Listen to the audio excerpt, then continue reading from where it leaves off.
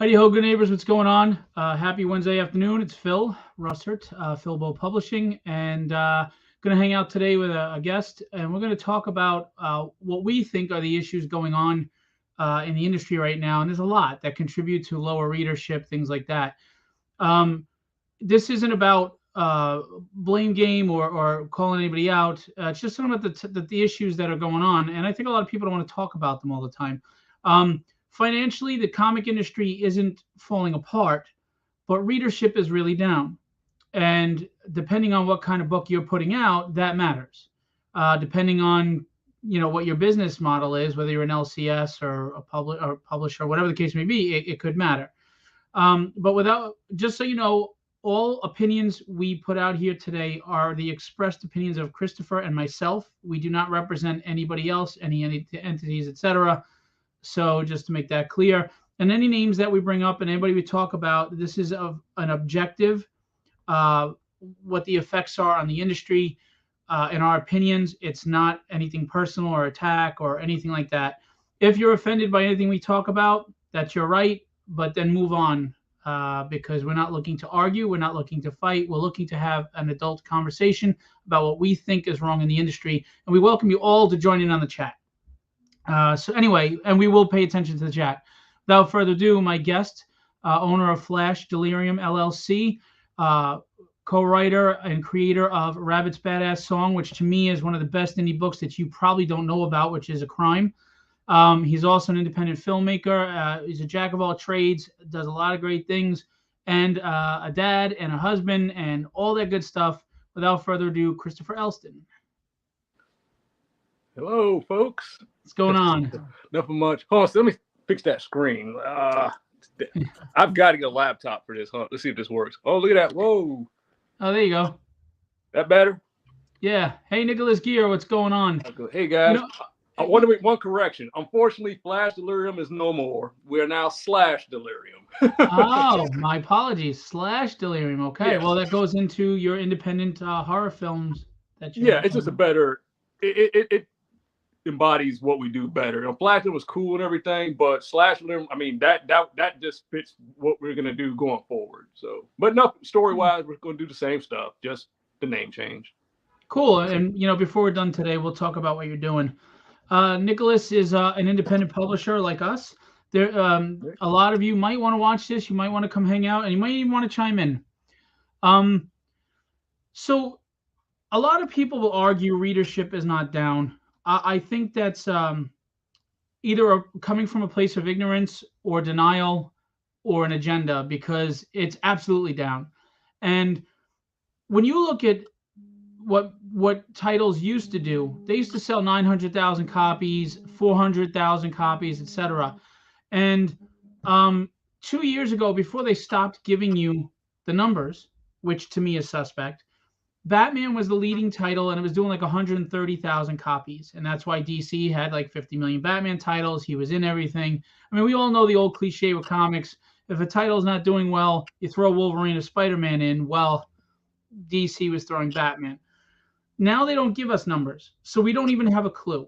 But what I do know is the numbers prior to them stopping would have been cancellation numbers in the 90s. And readership is down. And we're going to talk about a lot of things. Attention spans and stuff are fine, but at the same time, manga readership is high in America. It's very high. I mean, it was always big in Japan, but it's high now. And we're going to kind of explore the comparisons and contrasts and why, but we're going to get into also other things going on in the industry. I mean, there's a lot of things. So where do you want to start? Hey, Nick. All right, I guess we're going to start with readership. That's a good place. So here's the thing. What are the barriers to that? I'm going to, again, like you said earlier, what I'm talking about is not opinionated. I'm only going by what I've seen and what I've experienced. I don't see nobody talking about books, man. I see a lot of people campaigns, and I guess what I'm saying is, all right, so let's take an individual. They got a cool little book, they do the all the tropes. They go on Facebook, they promote it for a few months, they get sign-ups, all that shit, right? book drops. Let's say the book does decent. All right. Let's say they had like 100 backers and their goal was 1,500. They made 5,000. Right. Cool. Then the person who creates the book, they'll do the fulfillment. If they, do it the right way, not bullshit around. Everything's done, they keep it update, doing updates all the time. Book gets released. Out of those 100 people, nobody talks about the fucking thing. But that goes into what we were going to talk about too, where here's the thing. We don't really realize that we're told what to like and not like. We're told what to be interested in, and we don't realize it. And the perfect example is if you look at Ethan Van Sciver, Eric July, even Mark Waid. This is not a right or left thing. It's on both sides. So this is not a political statement from me, though it is from them. Right. We have professionals going at each other now. And I honestly think it's there are rage purchases going on, right? There Ethan Van Sciver, very talented artist, love his work, love what he did in DC, and he was very kind to promote my book once. No, that's cool. And I do agree with some things he said, which I think we're going to get into, which they do account for why readership is down. People that are unqualified are writing these stories, and they're writing from their own activist experiences. But we'll get into that. But Ethan Van Sciver also has the tactic of shock jock, right? Like he's giving this confrontational approach, like kind of poking the bear, tongue in cheek, laugh, joke, and everything. And then the people on the left get angry and they respond and they call him Nazi and they call him this and that. He laughs at it and he pokes them more, and then they get angry and they keep coming at him and they try to cancel him. But here's the thing. The people that are mad at Ethan and are negative towards Ethan promote him more than the people that like him. Yeah, and that's and not just Ethan. There's Eric July, Young Ripper, and there's a few other ones. What's the old adage, like bad publicity is still good publicity? It seems to be the best lately. But I'll get back to that in a minute. I wanted to kind of go back to the thing about the book readership, because the thing is, we want to create books for people to read, right? At the end of the day, we want to make money, at least enough to keep the book going, but you want people to read the damn thing. Most people, us included, it's a passion project. You spend months, years, whatever, sacrifices, doing rewrites, killing yourself trying to find the right artist, all this shit, right? To get this book out, you think this is going to be my thing. This is going to be things that set me up, at least to get the next thing done. You put it out there. Likes are great. We see that all the time too. This like shit where people, that doesn't mean anything. 1,000 likes don't mean shit. It seems like numbers don't mean shit because again, like a lot of people campaigns, ours included, and the other ones out there, they've done decent, but nobody talks about the book. But that's my point, though. They won't talk about positive influence about the good indie book they read, but everybody will join the discussion on how angry they are at the left or the right or Ethan or Eric July or Mark Waid or whoever, and it's all wrapped into that rage. The rage, the new rage thing. Because honestly, I will see constant remarks and comments about Comicsgate, constant remarks about SJW, constant remarks about Mark Waid, and they're getting all the attention, but nobody, like you said, is talking about the good quality stories that are out there. And that is a big problem why readership is down. And, they keep saying there's an indie renaissance. I'm not seeing it. Okay, when people say that, this is what I take from it. There's definitely a renaissance as far as we can do more now. Like, again, if we go back to like the late 80s, 90s, half of us wouldn't be making comics. We couldn't afford it. Just couldn't do it. There wasn't no social media. And again, social media is a double-edged sword. You literally had to put in the work back in the day. You had $5,000. You had to, printing was totally different then too. It's not like it is now. You upload the shit on PDF or TIFF file and send it to your printer. You had to go in and do color separations. That's why certain books had certain color palettes and stuff like that. It was a lot more work going in. And those print runs meant a lot. If you only could print 1,000 out, you had to make that 1,000 sell. Now we're on print on demand. Things are more disposable now. So I think when people say we're in the age of independent renaissance, what they're really saying is we're in the age of accessibility. anybody can make a comic book now. But is that a good thing? No. Because like, all right, we'll go from big to small. Eric July, I've never read his book. I don't know. It could be a fantastic book or not, so I'm not knocking it. But I've seen people complain that he hires people that don't know anything about comics. The work is subpar. It's not professional. I don't know this. I'm not supporting that or denying it. I don't know. But what I do know is, if that's the case, then that's just an example of, if you've got the money, we've all got the outlet to throw it out there now. How does just there are some indie books that are just not professional quality, and you know what? You have the right to make whatever book you want. If it's a hobby, good for you. I think that's great. Mm-hmm.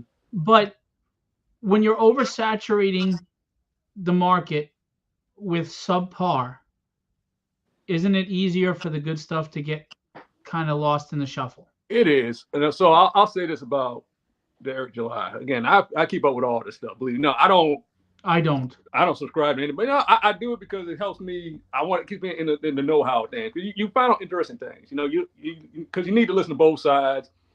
You know, you need to listen to everybody and kind of like assess from there. I've not, read the book per se. I've seen parts of the book. I've seen very competent critiques of the book. I'm not going to get into that because, again, that's a opinion thing. You know, we can't.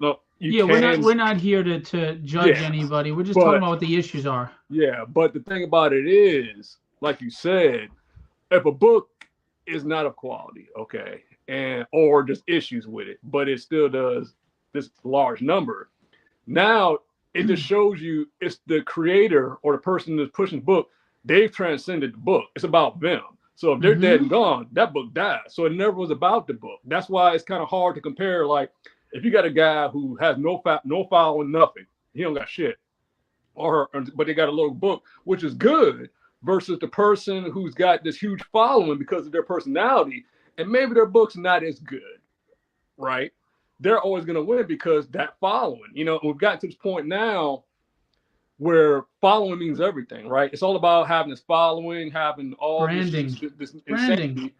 And I think it's it can be counterproductive because that's telling new creators that you gotta be an influencer and stuff. Like, shit, if you're doing that, how the hell are you gonna make a book? You know, you can't it's too much to juggle, so that you gotta kind of pick and choose. I'm not saying you should it's good to have a kind of built an audience. So when you do put whatever product it may be, whether it's a damn tennis shoe, comic book, song, whatever, you kind of have somebody over there to kind of like, pick it up and get it spread. But that's the issue now is a lot of these books that do well, has nothing to do with the book. It has everything to do with the person behind the book.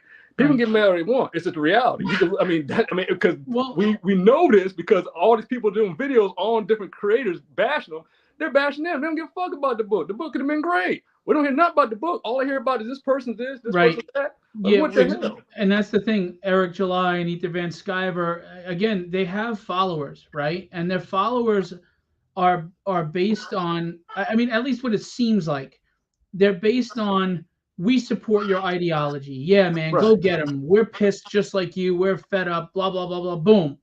Now, I'm going to make this clear. I do agree that when Ethan Van Sciver says that they're not hiring people qualified in Marvel and DC, etc., the writing is suffering for it. They're activist, agenda-driven people. I do agree with that.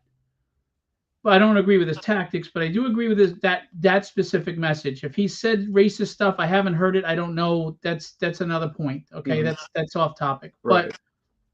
But these guys, they give their followers a group name, right? I forgot. Polito has a name for his followers. The Swarm. Yeah. And Ethan Van Sciver, and Ethan Van Sciver has Comicsgate, and so it's smart business tactics, but it kind of shows that the tribalism that goes on. People want to be part of a tribe. So is it about the quality of the book? I don't know. Are they reading Cyberfrog?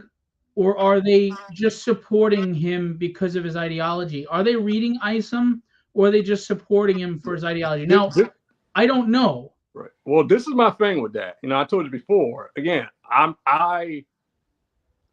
they do very well. We're talking about 2 millionaires right now. These guys, Good for them. I don't knock them at all. I've been to quite a few conventions. I go to a lot of comic stores. You know, it's been a few months, but nice to go all the time. You know, and I've seen young people, old people, people our age, people older than us that have similarities, everything.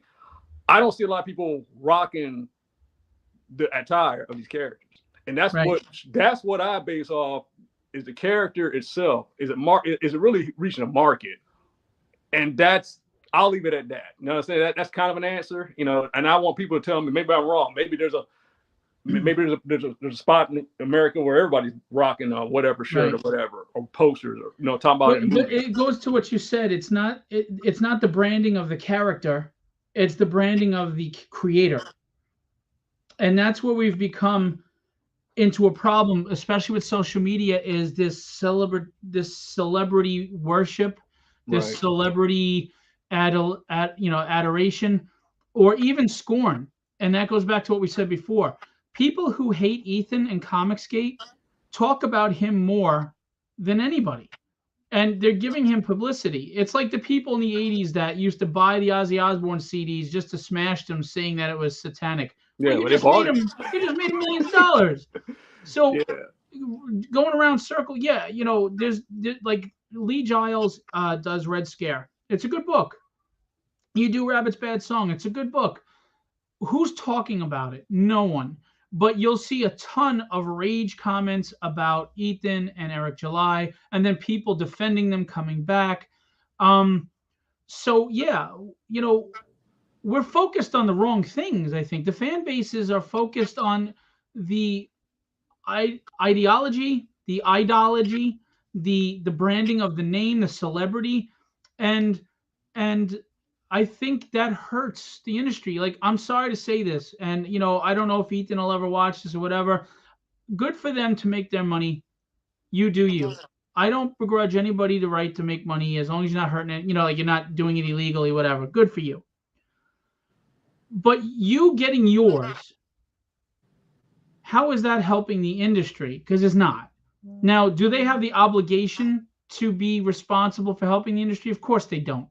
No one specifically does. They have an obligation to take care of themselves and their family. So this isn't saying it as a critique or a knock on Ethan and them, but factually speaking, just a matter of fact, if you're not looking to put out quality reading entertainment, and you're looking to be a celebrity shock jock or whatever, or if you're, you know, Mark Wade, and you're just going to poke at somebody else for ideological differences and make it a political fight, well, then you're not doing anything to contribute to the substance of comics. You're not. I agree. You know, and I'm gonna go to another subject, but I'll say this about that. Two things. Number one is I will be doing another video talking about Eric July and Ethan. Nothing bad at all. But because I think their tactics is very, very smart. You know, they're very good. It's very good. It's very good business. You know, I can't deny that. No, they're genius. You know, far as Cyberpunk goes, again, I'm 43 years old. I remember when that book first came out when Harris Comics did it. That's how I first found out about Cyberfrog, was because of Hero Magazine. So I was a fan of him back in the day. You know, then he did his run to DC on the Green Lantern stuff. Great. The guy can draw his ass off. He's probably one of the best artists out there. You know, and as far as what he believes, I don't care about that. Just give me a good book. You know, I've not read. But the problem is, people are made to care, and I think that tribalism is hurting. Comics are supposed to unite us, but you know, we're not just going to put this on Ethan. When you look on the left, they're pushing narratives throughout the books constantly that have nothing to do with quality stories. They're changing up the characters. They're writing them terribly, and they're ruining things, in my opinion, in the books. So both sides are doing their part to divide the readership and the fan base, which just hurts the industry across the board for me. Yeah, I totally agree. But the last thing about, I'll leave it alone as far as but what I've seen of the new Cyberfrog book, like the quality is great. It's a beautiful book. You know, I haven't read it, but you know, the little bit I heard about it, it sounds interesting because like it doesn't really what he sells himself on far as his audience. I don't really see that bleeding in the book. The book is just a science fiction action hero book, which is good. You know what I'm saying? I appreciate that.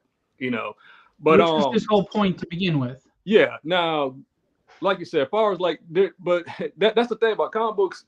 there is no, everybody wants this black and white thing, right? They want a hero, they want a villain. There is no hero and villain in this shit. It's gray area, you know. I mean, you're gonna every no matter what you believe in or stand for, whatever. There's good and bad in all of it, right? And there's a lot of there's a lot of kick-ass books out there on both sides.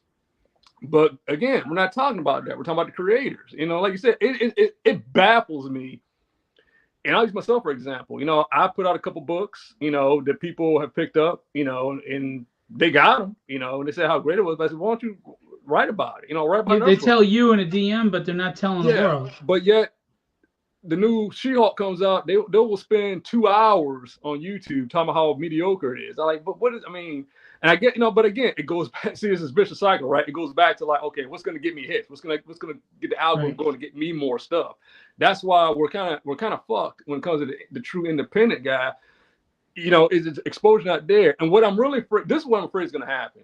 You know, I know we got a lot to talk about, but with the accessibility of how everybody can make an independent comic now, I feel that it's going to get to a point where there's going to be big guns, Marvel, DC, Image. They're not going anywhere. They're always going to be here. You know, they're going to change. They will evolve and adapt to whatever is going on. You know, they got other media to do. Right? They're going to be up here.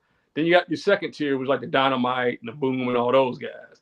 Then you got, you know, keep on going down until you get to the independent. And I feel like we're, even with the Kickstarters and the little money we make, I feel it's gonna be this fucking line that goes across where we're stuck, where it's just an expensive hobby, but we're just trading with each other, and it becomes nothing else. But that gets into gatekeeping, which we want to discuss too. Yeah. But just before we get into gatekeeping, sticking with the fan base, you know, we have to keep something in mind too. It's like you said, the quality of books affect how the indie scene is perceived. And unfortunately, because anybody and his mother can create a book now, and we are on tight budgets, some people are just putting out books because it's just fun to do. There's nothing wrong with that. I don't blame them. But overall, does that help the market when these books are unprofessional or whatever? Or your friends are supporting your Kickstarter because they just want to help you, even though they don't care about the book. Now they don't have the money to support a quality book. You know, I mean, it's just factual statements. It's not me being bitter. I'm not knocking anybody. You know, do what you do. Get your friends to support you. That's great. But you're limited because Kickstarter is oversaturated now. So it's certainly not the platform it used to be. And again, you've got the cream of the crop who started in distribution, who are doing well, like the Brian Politos, Ethan Van Sciver, etc. They started in distribution. They made a name for themselves first. Then they went to Kickstarter and brought their fans with them. Yeah. They didn't start on Kickstarter like us. Yeah, I mean, they're grandfathered in. That's how I look at it. You know what I mean? They have again, they earned it, you know, and they put in the work. Yeah, you know? This is not knocking them. It's just speaking truth.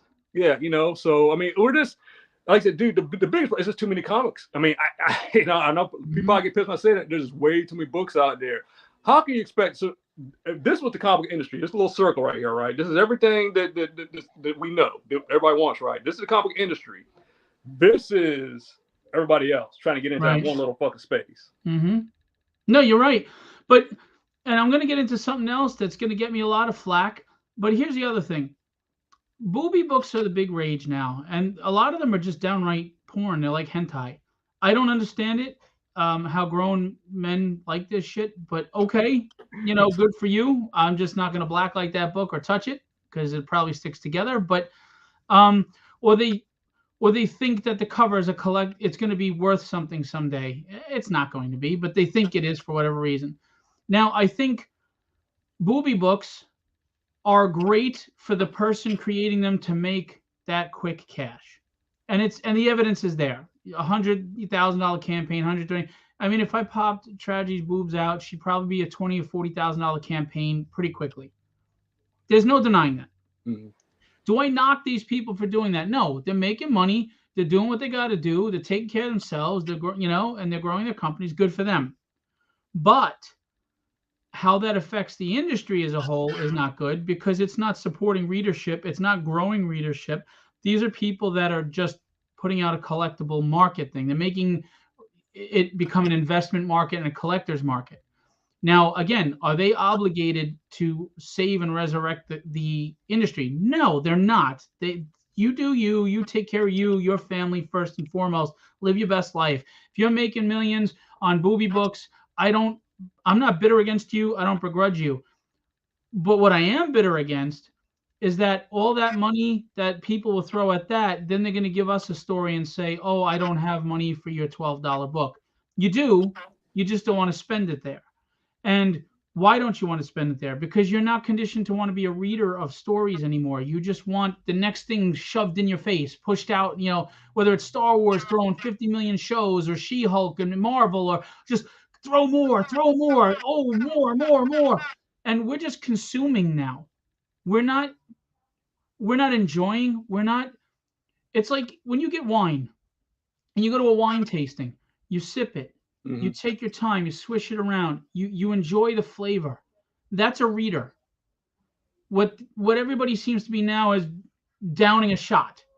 You know what I'm saying? Give me the next shot.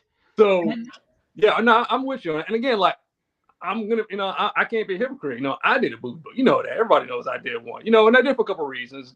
I wanted to see. It's kind of forcing you to, because that's what the fans want. Well, I wanted to see. What I'm saying? I was okay. We did our first horror comic Kickstarter. We did our first horror comic, Pop Singing. Then we did Rabbit. And again, the weird thing about Rabbit, when I did it through the website, I just made more money. I just did better than I did on Kickstarter.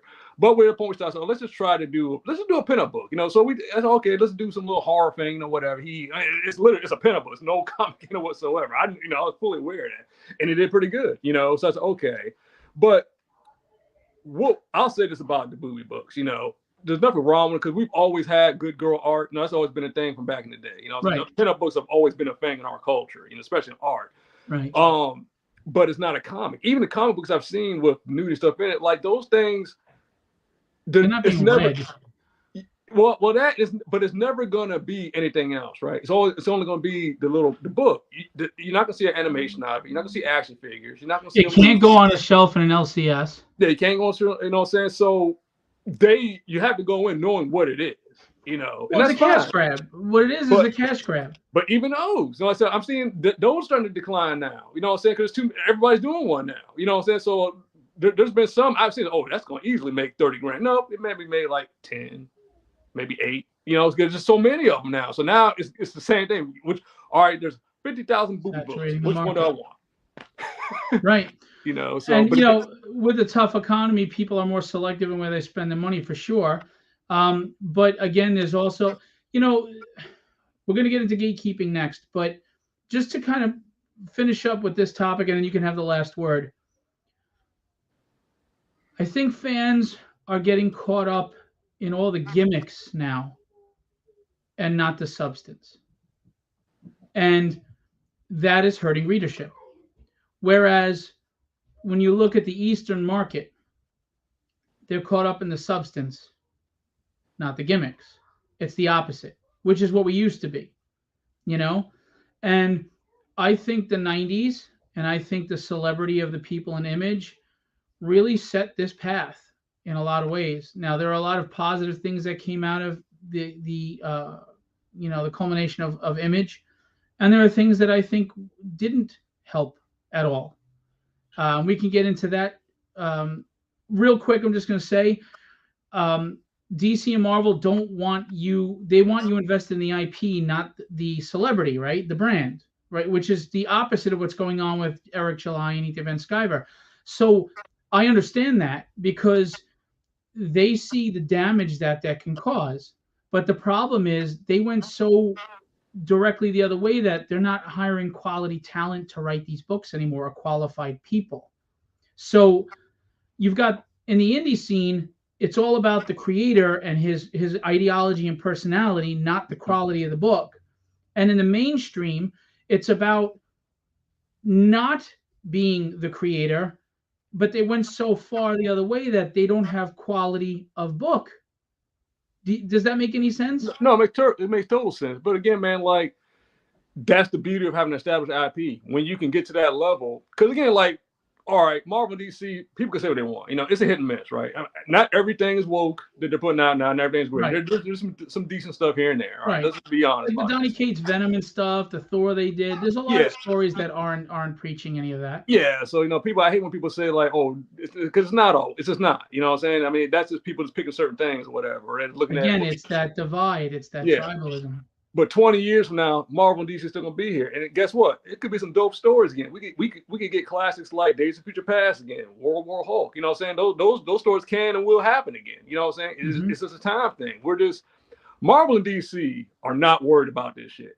Do you think they give a damn that people are upset? They also have other revenue streams between movie deals and action figures and merchandise up the yin yang, and people doing fan art is advertising them every day. That's the beauty of it. They can stop making comics right now. Never make a comic again. They would make just as much. Marvel probably makes just as much money of Spider-Man diapers, lunchboxes, and exactly. You know what I'm saying? The only reason I think they even do comics anymore is to keep the IPs going. So they got, don't have that Mickey Mouse issue, somebody, the trademarks up. Anybody can take. But that in its own right is also hurting readership because they're using the comics now to launch the other revenue streams as opposed to putting out good comics too. They're commercials. Yeah, and again, I mean, it's a dream to make a IP that trend, does other things. But it's gotta have a foundation. Like Spider-Man, I always go back to Spider-Man. Spider-Man is one of the greatest comic characters of all time because he's simple. Everybody knows he's a guy got bitten by a radioactive spider. Hokey as that may sound, but he was us. Works. He was all of us. He's relatable. The suit is a very iconic suit. It's easy to follow. Kids love it. My little boy, everybody loves Spider-Man. You know all his villains. That's what you want. I don't see people. Hey, Bowie. He wants to say hello real quick. You're getting so big. Hi, Bowie. How you hello. doing, buddy? Look at that smile. And the Iron Man shirt. Very cool. Yeah. See? Iron Man. You see what I'm saying? He's wearing an Iron Man shirt. You know what I'm saying? But this is what you want. You want a character. No, again, the characters I made, so I really can't do that with the characters I made because it's more of a mature book. Tragedy, you can totally do. You can franchise the crap out of tragedy. And that's a great property to do. And I see a lot of independent artists that have characters like that, but they're not given a chance. Nobody's reading their books or anything. Or put them out there. And that goes into gatekeeping. Now, gatekeeping goes from micro levels to macro levels, right? For example, Kickstarter will constantly bump up the big name Brian Politos and stuff in the campaigns. They'll always pop up high in the algorithm. The same thing with Facebook. All the well-knowns that are getting a lot of engagement get popped up in the algorithm. They don't need that help. But the guys that need the help that could be used to pop up in the algorithm are getting buried. So there's gatekeeping there. And you may say, well, why would Kickstarter promote the one that's only doing 5,000 instead of 40,000? It's real simple because Kickstarter is making a good percentage off that 40,000, whether he's up in the algorithm or not. Yeah. Why wouldn't you want to build the 5,000 into a 10, 20,000 so you make more money, right? I mean, it's a return on your investment. So that's why I don't understand that that line of thinking from people. So that's the first line of gatekeeping when it comes to independence. The other is LCS. A lot don't support independence, or they're bitter. Well, why would I want to get your book after it was kickstarted already? Well, because I had to make it. What is the problem? Because when I go to LCS, it is a new #1 reprint because it's going to have an ISBN number. So LCS are interesting. I can tell you my personal experience with them. I actually did a YouTube video a while back about this. So when I did my comic, all right, I already knew it's okay. Diamond, they're not gonna pick it up. So I got to just do the cold call things, kind of the door-to-door sales thing, and go around. So I started out in my area first. Hold on a second. He wants to be with Daddy. Does he want to be with Daddy? Yeah, he wanted to be a part of the conversation, but he's welcome. Oh yeah, he's all over the place. He's good. Mommy's got him for me. But what was I saying? Oh yeah, so there was 2 stores I went to. There's 3 stores I went to, and they all picked it up. One of them sold out of the book almost immediately, and they told me they called me, hey, you got any more? And I got some more, and they sold to the point where people putting the book on their waiting list. So I knew if I can, and that wasn't because of a buddy system. These people didn't know me for shit. They just saw the book, and that's what you want, right? You want people to see the book, pick it up. I like this, and give it a chance. So I knew if I could get 100 more stores to do exactly that, that'd be my career right now. But a lot of stores didn't want to do that, and a couple stores that picked up, they sold a few, but depending on the area around, it wasn't that much traffic. But just Well, one store. but there is another problem there too. If you're an LCS, it's hard to give up shelf space, away from a monthly book for a book that I don't even know if and when number 2 is going to come out. That's right. So that is a problem for the LCS that I totally understand. I do. Which gets to the need for distribution. And distribution is gatekeeping big time. Now, I recently posted Diamond refused me because I was only one title. They wanted me to submit several titles, which I've had people tell me that sounds a little weird because they've seen single titles, but whatever. Here's the thing. Someone, I won't name them, I like them. They're successful in what they do. But they came on and they said, why would they take a chance on you and your one little title? And I'll give you an answer. It's real simple. Because there's no investment lost for them. Because they make money on whatever I do, and they don't lose money otherwise. Because they only ship what's sold, and they take 60% of my damn book. Mm-hmm. I'm the one who loses on a low print run. They don't. There's really hardly any risk for them. There really is. I mean, think about it. Diamond. They take my book, and maybe I sell 800. And they've got plenty of books that are doing that right now. They made 60% on 800. Is it a lot of money? No. Does it probably cover the one person they had that shipped out my books? Yeah. And the truth is, anyway, it creates growth, the next one. But the truth is, I had a good marketing plan, right? Mm-hmm. I have big names. I had ratio variants, which you have to do these days.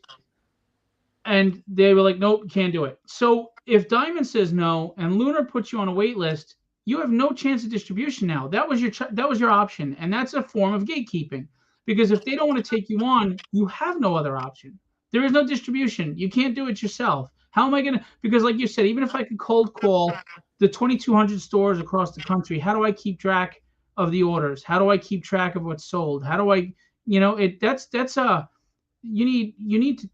a structured thing. And you have to have a warehouse to hold your stuff, et cetera. So I understand when a publisher says no, because the publisher is taking a risk on you. Right. There is a financial loss.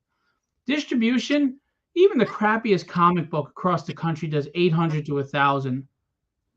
And if you do the math of their obviously that whole 60% doesn't go to them. It goes to the LCS. They're charging for the shipping. So it's not like they're paying the shipping. It's just paying the manpower to pack up the books, send them out.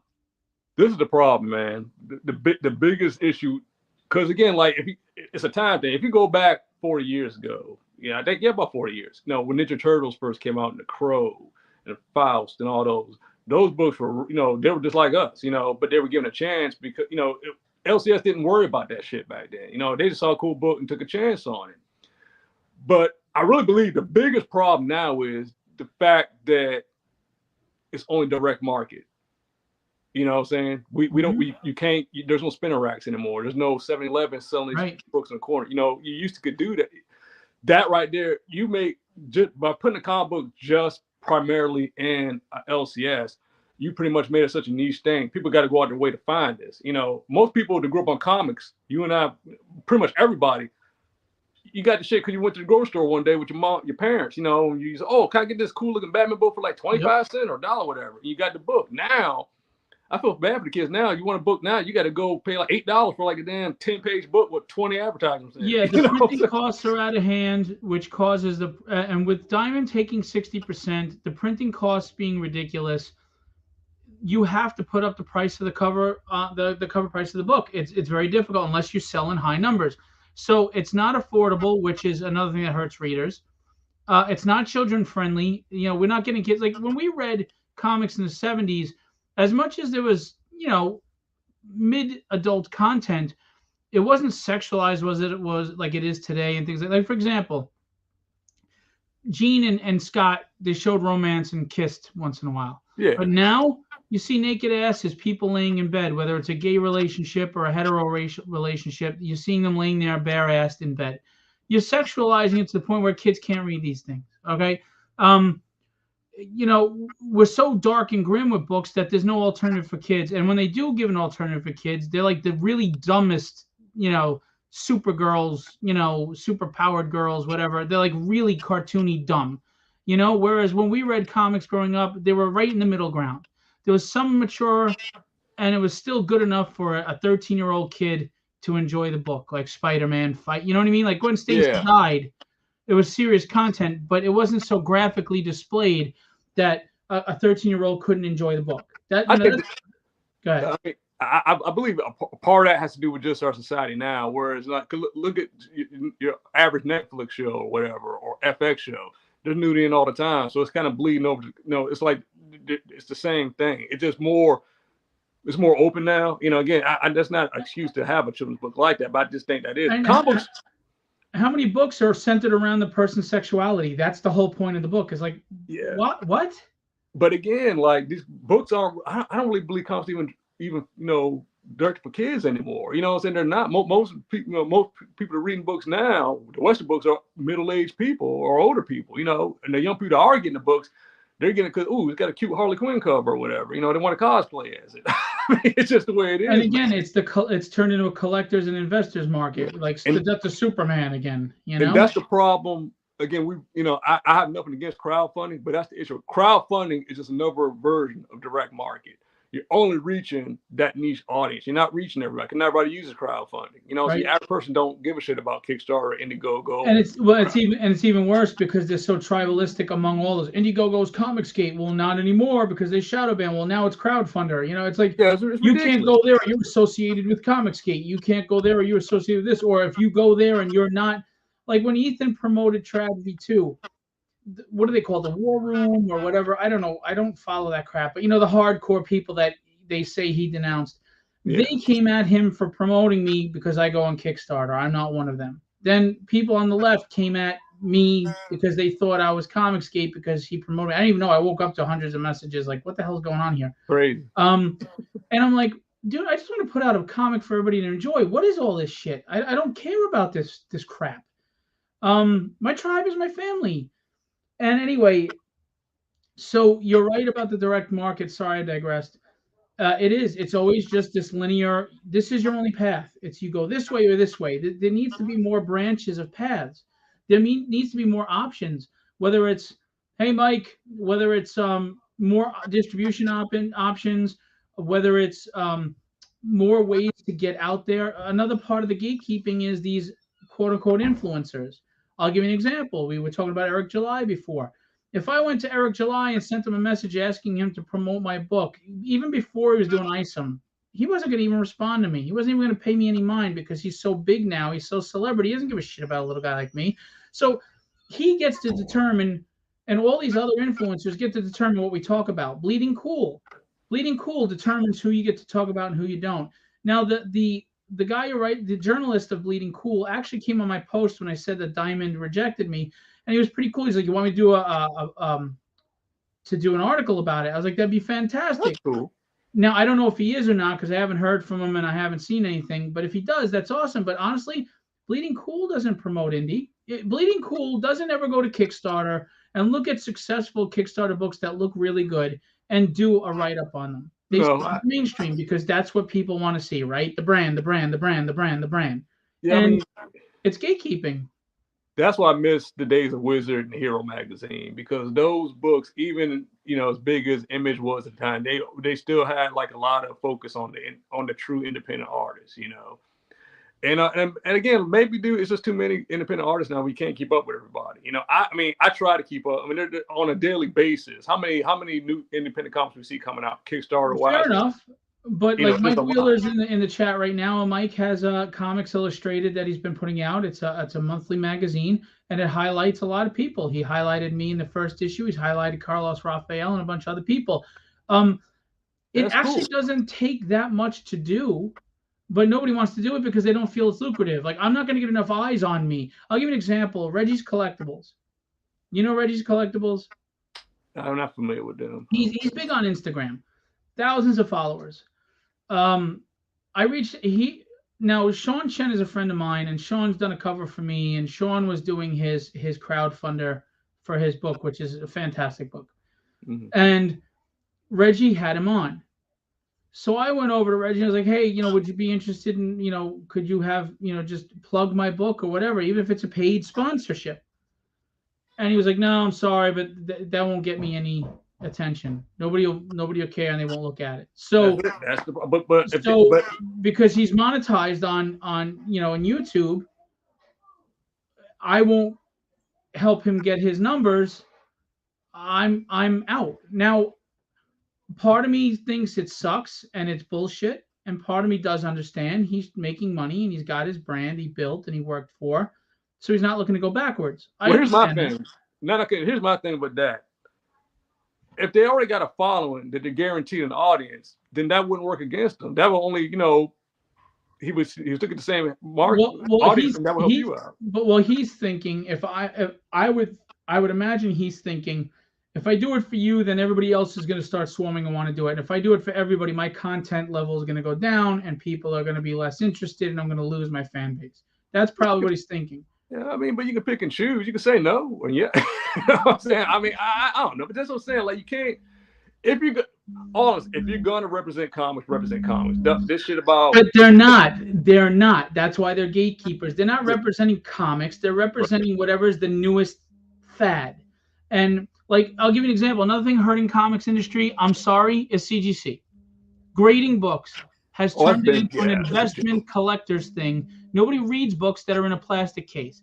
It's not helping reading. It's also why they do variant covers so much now, along with trying to fake the numbers and get them bolstered up on the same. Well, COVID made that. That's when CGC came really big, because everybody was bored of shit and buying books trying to slab them. So that but there's been a lot of controversy. Now, you heard about some of the stuff going on with them, right? How like there's been. I have an idea. I know something happened. Yeah. So, I mean, real collectors probably don't want to, get their book CGC, because you're never going to get a true grade, more than likely. I always said, how do you know the grade? Who determines these people are the best graders? Like, what makes them the forefront? It's such a subjective thing to grade a book. I remember going into a comic store in the 90s, and I look at the book and I talked to the owner, and we both came to an agreement on what we thought the book was. Very good, fine, whatever. And then we went on a price based on comic, Overstreet comic price guide. It was pretty simple, Now, some people will say, yeah, but the thing about grading is it helps with online purchases. Bring them out here. Got a solidified grade. You know what it is. But do you know what it is? I've seen books get a 9.2 that should have been 9.8. I've seen 9.8s that should have been 9.2s. It's very subjective. You don't know what you're getting. Well, this is my so when I used to do it, right, I would go, because I pretty much I knew what the criteria was to get certain grades, certain creases, there's certain, it's got to be within certain measurements and all that crap. So I took 10 books. I wrote down what I thought the grade would be. We sent the books off. When the books came back, about 5 of the books I was spot on. 5 books I was off, but I wasn't off because I gave them a high grade. I actually gave them a lesser grade, and they got a high. They passed for stuff that there's no way this book should have got a 9.8 for what was on that cover. But it's not the same grader. It's one of those things that and that's what there lies the frustration, because 5 graders could give you 5 different grades in your book. You could get a 7.5 or. But in a way, that's a form of gatekeeping too, though, because your whole investment is determined on that person that woke up that morning and what mood they're in when they grade that book. I also believe what the book is too. When they know certain books will go for more because of the grade, I truly believe that that's a thing. Like them Ultimate Fallout books, when they start grading the preview books for that, I knew it was BS. I said, oh, it's BS now. We're grading those now, some for $5,000. Come on, man. But again, we've shifted from readers to collectors and investors that everybody's full-heartedly jumped on the grading campaign, and like, look at some of these Kickstarters that are doing the booby covers, right? People for some reason think these books are going to be worth something someday. They spend $50 to $100 because the creator decided to only print 50 or whatever, and they slab them, and they think they're going to be a great turnaround profit someday. No, they're not. They're not going to be worth anything. Nobody gives a shit. They will not care in the future, and people are just throwing gobs of cash at this, thinking it's going to be an investment. Because think about it. If you like the sexualized content of the cartoon characters, You don't have to spend $50 to $100 on a freaking book to do that. You can get pinups and there's plenty of pinup posters and everything online. There's plenty of you could get an original piece from somebody It's a for that trend. money. It's just a trend right now. Again, it's wearing thin. Like, again, I did one, so I can't say much. But where it's getting weird now is how we're seeing ones with celebrity likeness on them now. Like, okay, for people who bitch and complain about sorry, buddy, I ain't mean to cuss in front of you, who complain about AI and stuff, how can you get behind seeing, like, you know what I'm saying? I mean, I'm glad you said I'm being honest. like just recently, a cosplayer and I don't know the story. I didn't see her cover, so I'm not taking a side on it. But she stole Brian Polito's Lady Death IP. It was a copyright infringement. And Brian is a very strong, very intelligent, very fierce businessman. First He and protects foremost, his IP. He protects absolutely, and he's smart, and it's great, and he should. And but it was amazing to see people come at this cosplayer on Brian's behalf and go nuts. And the same people that do that are buying covers that are absolutely taking someone else's IP. Like Taylor Pool, you just took Taylor Swift and Deadpool and put them together, and that's an homage, or that's a parody. Now, technically, under parody laws, it's legal. We saw she did a cease and desist on the AI stuff, right? Did you see that? No, I didn't see that. Yeah, Look, how are you going to complain about a cosplayer just cosplaying as Lady Death on a cover? I mean, I know she shouldn't sell that book. I don't disagree with Brian if I'm the creator, but that's the best. That goes back to the followers. But my point is, it's the fans I'm talking about. It's not Brian. Brian was right. You're stealing my IP. You don't have a right to make money off my IP without talking. He's absolutely right. But the fans come to his rescue like he needs it. But then they don't condemn they'll buy up all the Taylor Pool books, or it doesn't make sense to me. It's like they pick and choose the morality of things. That's because you got a strong following, man. Like I said, when you got that following, boy, they'll go to war for you. You know what I'm saying? It's just the way it is. Well, I know. I made a joke. I made a post a few months ago saying I can't wait to get big enough that when I'm absolutely wrong, people will defend me to the death. It's true. So we've talked about gatekeeping. We've talked about the tribal wars that happen. We all know about Facebook and how they bury you so you can't promote. So, we're not going to rehash that stuff. We've talked about prices being too high. We've talked about the direct market not giving many options. We've talked about the quality of books not being there, and that affects things. But you know what? Forgive me. I really think it boils down to mostly this. We can talk about attention spans and how there's so much other media out there now, and because there's so much inundating us, that there's just going to be a ratio of more crap than good. But I really feel that fans, the consumers, don't realize that they are told what to like. And I'll give you a perfect example. Right now, Taylor Swift is everywhere. Oh, yeah. Now, she is supportive of Biden and the vaccine and all this stuff that people consider on the left. And there's people are saying that they think she's being purposely put out there to get the youth to vote for Biden, blah, blah, blah. I wouldn't put that past it. I think it's probably true. But Taylor Swift is big because the media keeps telling you she's big, and people like to support big. They like to be on the winning team. So they support her. Even people who don't like her music are defending her being on the NFL all the time. I don't care either way because it doesn't affect me. Good for you. You're a billionaire. Congratulations, whatever.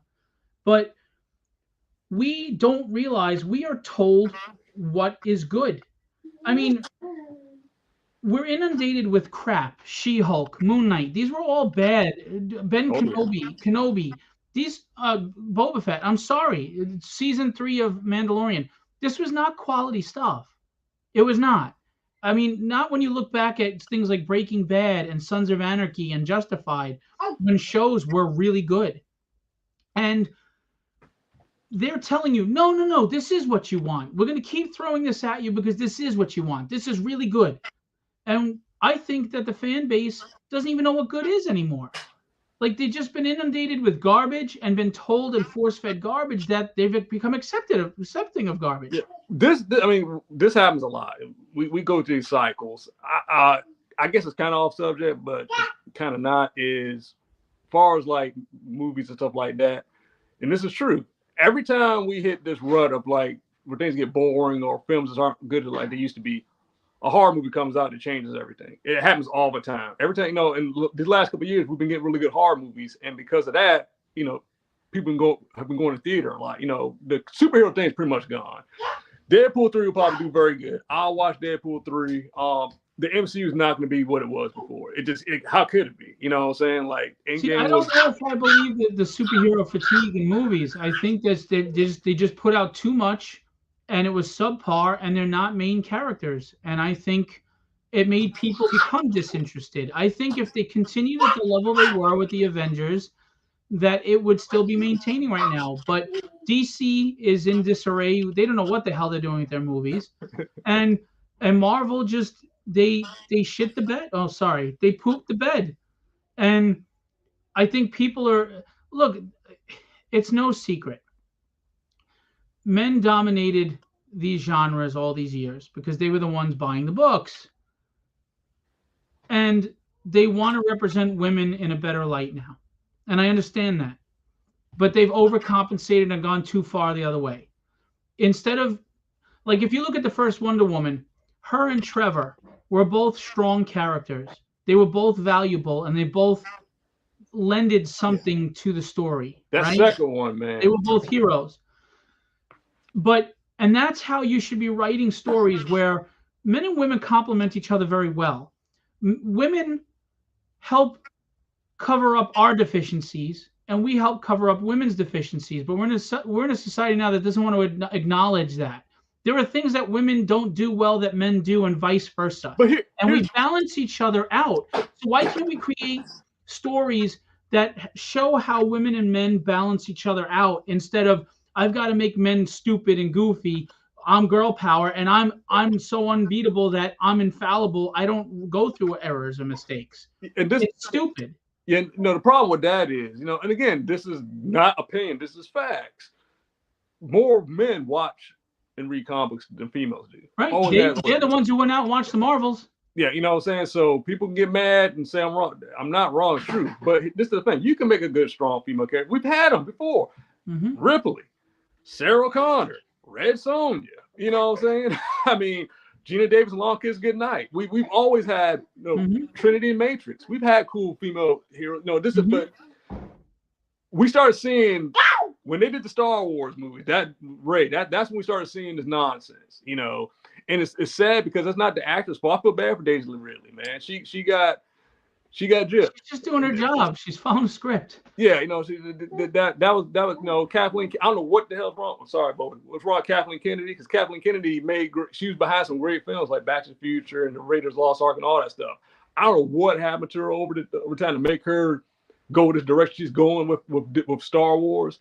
But yeah, man, it's like why are y'all doing it? And people know.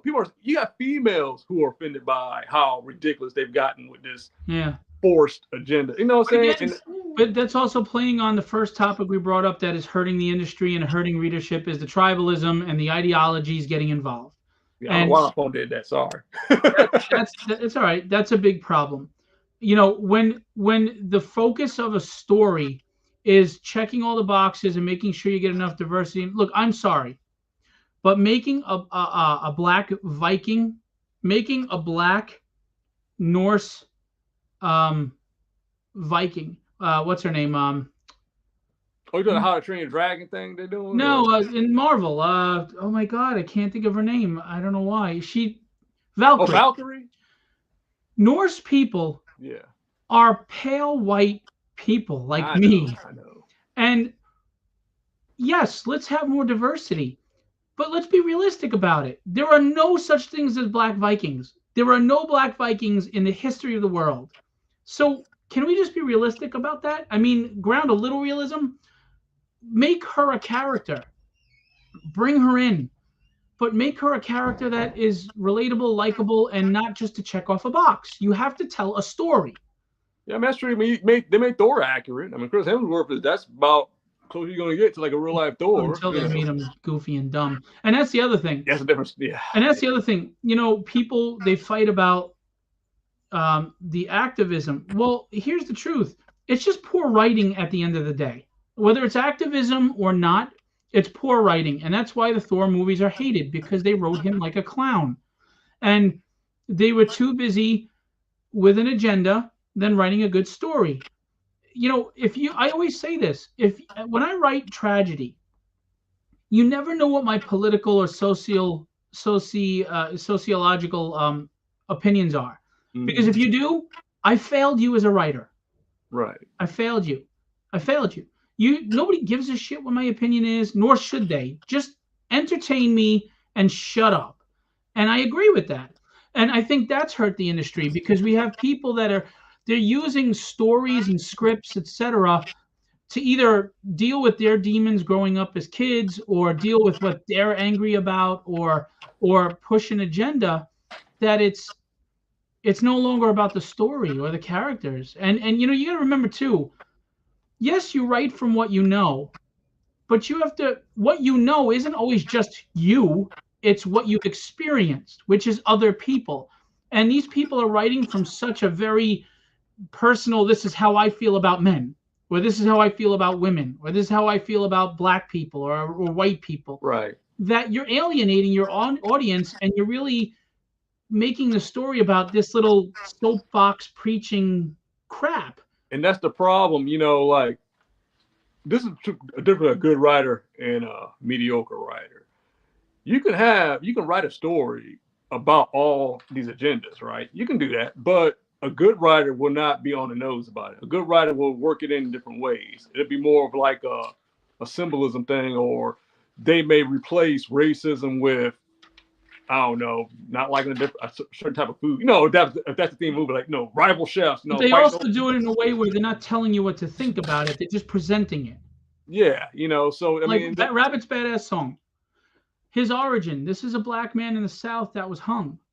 Now, on the surface, because of our climate, people might have looked at that book and said, oh, black guy preaching how bad white people are. And that's not what that book is at all. You never do that. It had nothing to do with white versus black. It had to do with the culture in that area. It had to do with a specific group of people and how bad they were. And it was just his origin story. And it was just showing you where he comes from, why he comes back with a revenge tale. And then it goes off into this whole other thing, which is really interesting and different. But again, because of the tribalism and the socio-political crap and the ideology and the politics, I wonder if it hurt your book, because people looked at it and said, oh, black guy, white people are horrible. That's not what you did at all. It's crazy because, you know, I'll talk a little bit about it. When we first came up with the idea, it was literally right before, like, that was kind of like the big topic in, like, you know, moving, because like Rabbit, we did that right before Get Out came out, you know, so like right before the whole woke era, or whatever you want to call it. I like Get Out, so I'm not saying Get Out's woke, but you know what I'm saying, like that whole, I like the movie, but it was pretty much saying, you know, white people, you know, are racist. But he did it in an interesting way, though. I did like, because again, he didn't take the stereotypical racist route with it. It was interesting how he approached it, so I appreciate it for that. No, I thought it was different. I liked it. But anyway, give myself. So, you know, timing was a big issue with that thing. And I guess, you know, with Rabbit, because it was more about him. You know, I really couldn't put him on. I mean, you could put him on t-shirts, but he wasn't Spider-Man. He wasn't any of that. He wasn't even a Punisher. You know, it was more about that story. It was a slow build up. You know, it's one of the, you had to invest time into the story and see where it went. So by the time I got to the third, fourth story, yeah, he was that guy. But, you know, it had to take, and I just don't think it was the right time to drop that story. You know, it did okay because the people, whoever read the book, you know, this goes back to my thing. I love that book. Yeah, you know, people liked it. You know, so it was, you know, it was not a failure by any means. You know, it succeeded in that, you know, people liked it and they opened up doors for me to do other things.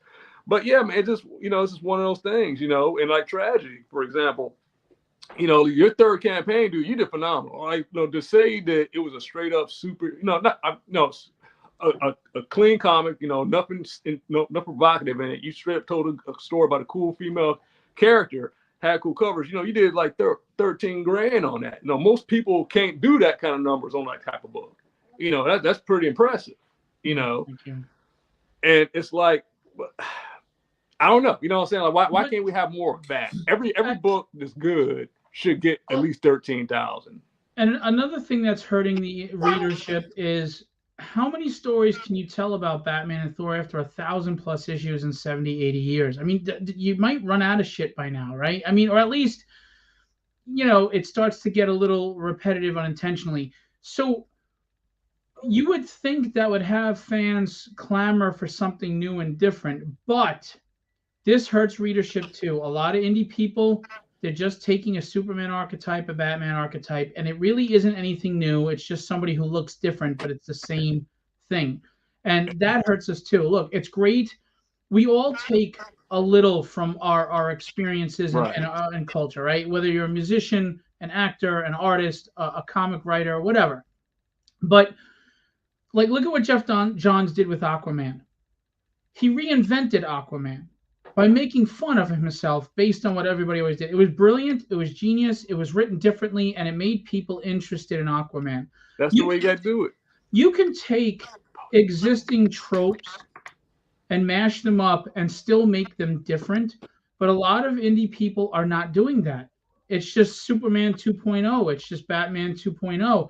And you're not bringing anything new or refreshing or interesting to the table.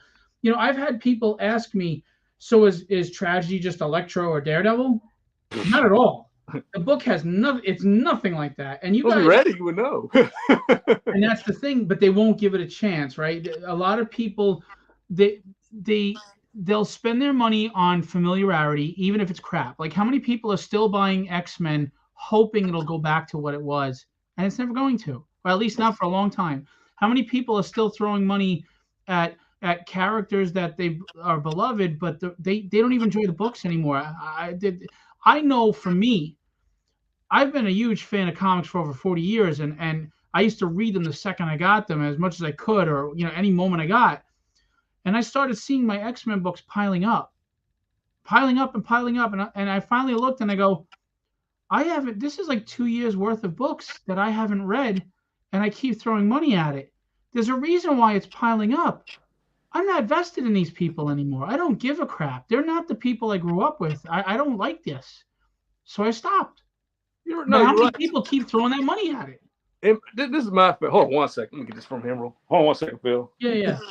Give me this, boy. And don't get me wrong, guys. This isn't trying to be a bitch fest, but we are talking about things that are detrimental to the growth of readership. Because at the end of the day, we can't sustain the comic industry on these one-hit wonders, cash grabs.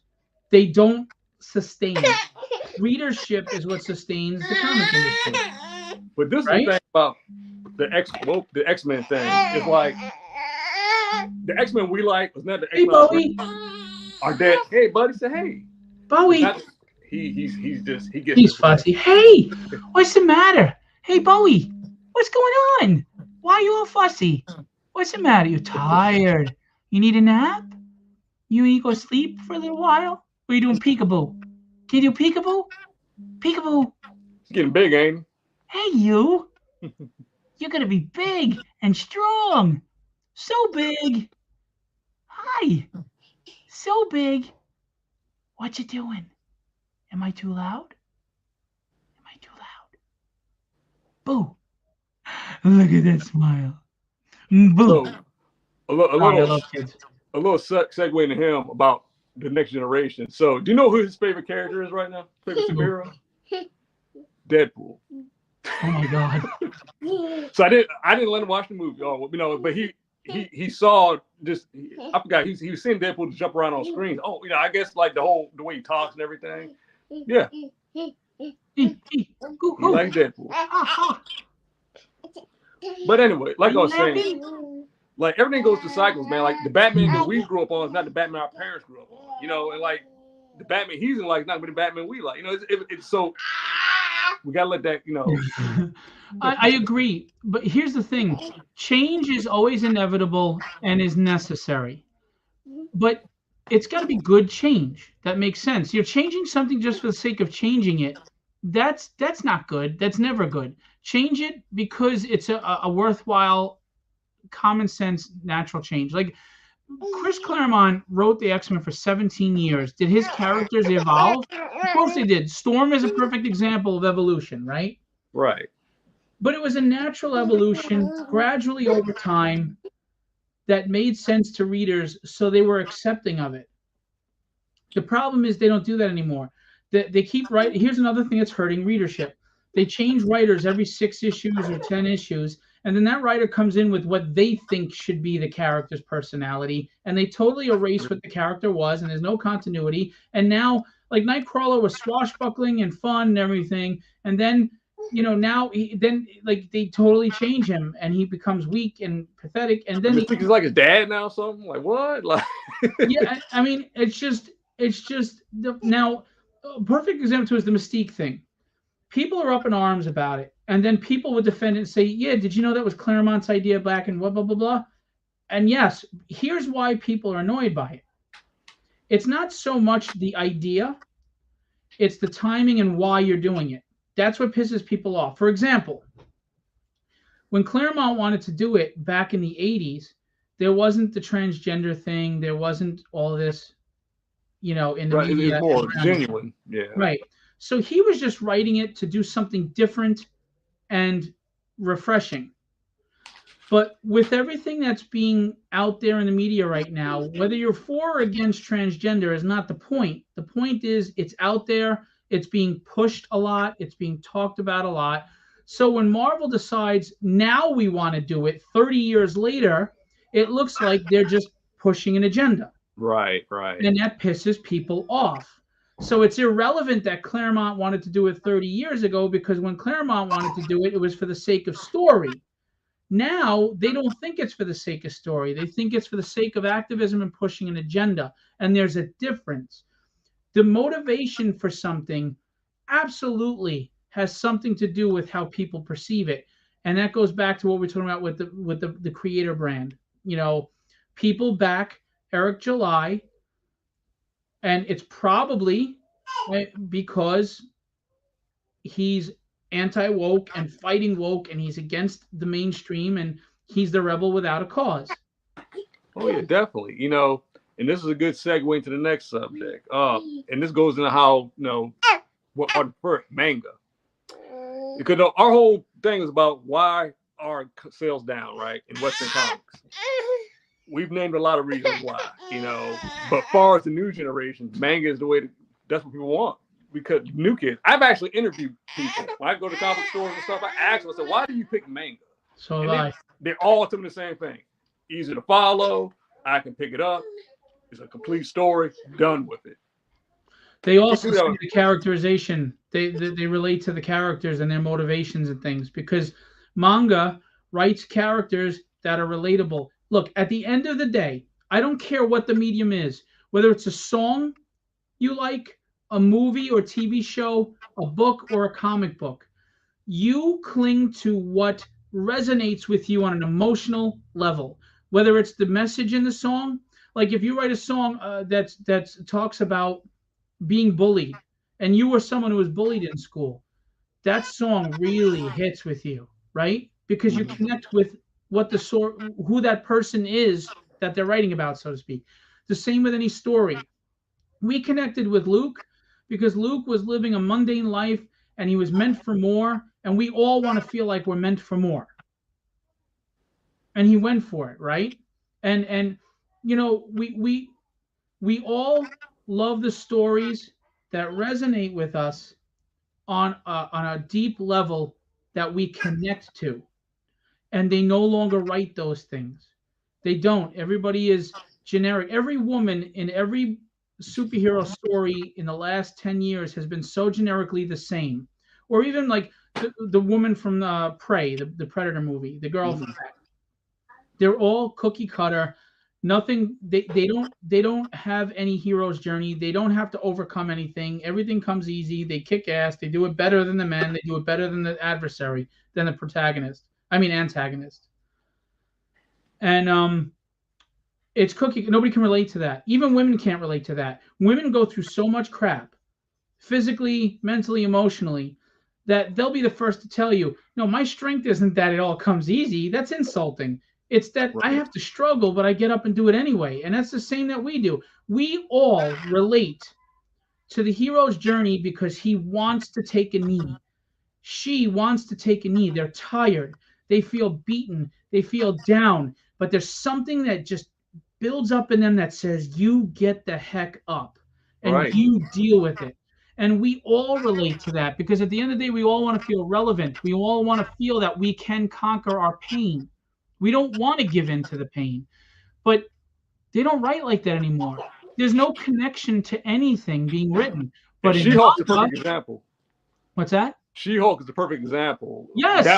That meditation scene with her and Bruce Banner, that right there told you everything. Okay, this no. You know what I'm saying? She pretty much, pardon my French, shitted on everything Bruce Banner did up to that point.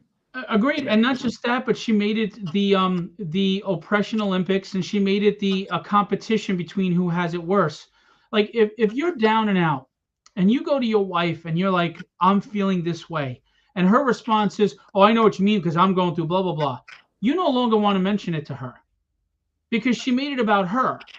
It was a competition now of who has it worse. Nobody likes that.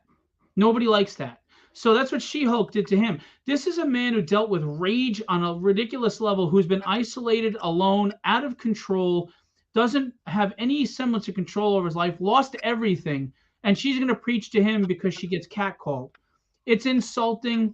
It even demeans women in that moment, in my opinion. I mean, it makes no sense. You know, I mean, he gave her his part. Like she got his blood in her. Forgot. You know, I mean, he went through. You know, it kind of saved her from dying in the car wreck. Yeah, right? but again, you know, he saves her in the comics. She had to save him in the show. Oh, that's right. I can't remember. But the thing is, people can't relate to her. They can't relate to her at all. And then their idea of a woman was acting like a bad man, drinking, sleeping around. She was acting like the biggest jerk of a guy. Yeah. And that's what you call a strong woman, acting like the worst of men? That makes no sense to me. To me, women are better than men. They're classier. To me, women are classier than men. That's right. Women are better. They make men better. When you have a good woman, look, don't get me wrong, there's a lot of selfish women, but when you meet the right woman, she gives you purpose. She builds you up and makes you a better man and helps us mature. Period. Plain and simple. They're not writing women like that anymore. They're degrading women to be like the most immature guy.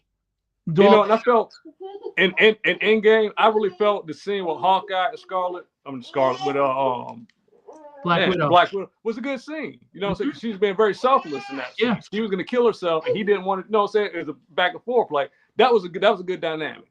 Because it showed them both as heroes. One didn't have to put down the other to do it. But they don't know how to write anymore. They don't know how to write women, especially. They don't know how to write. And but then they turn around and they blame the viewer. If you don't like it, you're a racist, you're a misogynist, you're a xenophobic, you're everything but honest that your writing sucks. But again, when we come to comics, readership is down also because fans don't want to take a chance unless it's a big name. Scott Snyder, great writer, wrote some amazing stuff. Court of Owls, I think, was the penultimum of his career.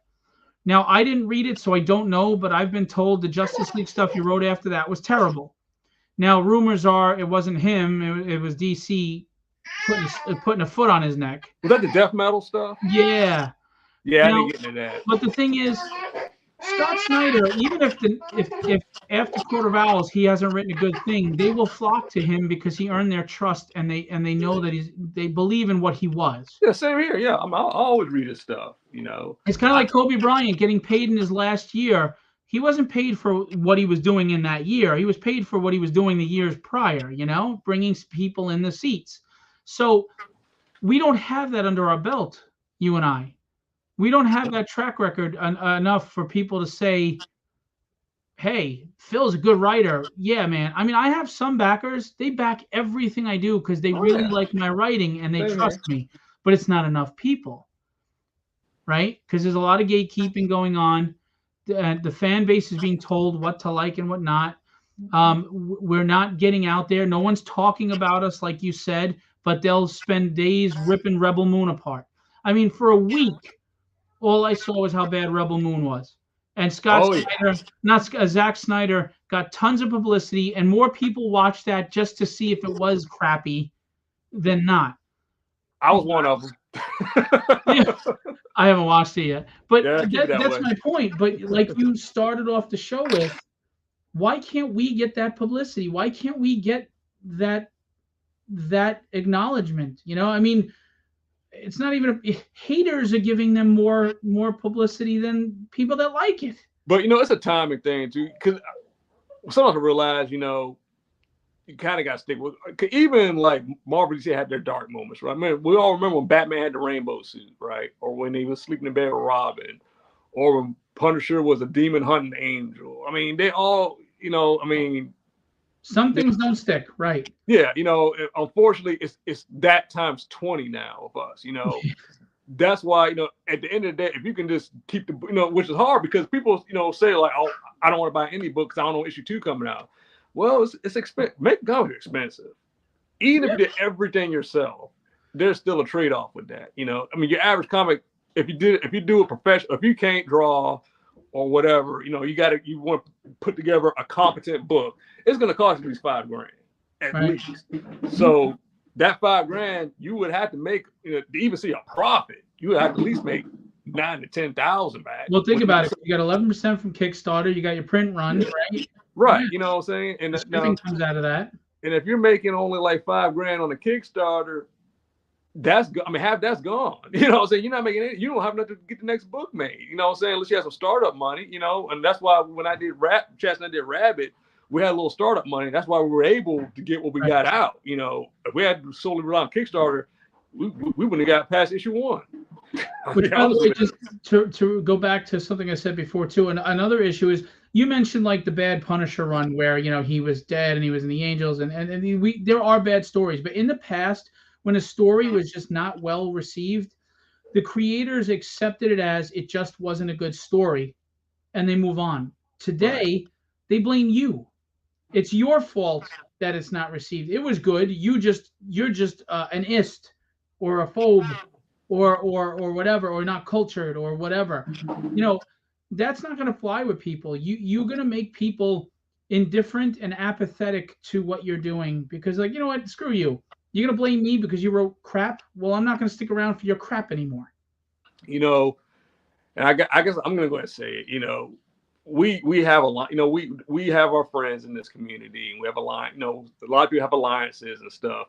But another problem, I think a lot of people are afraid. They're afraid that person's going to one up them, or they're going to be the breakthrough, and they're not. Is that an honest thing to say? Can I say that?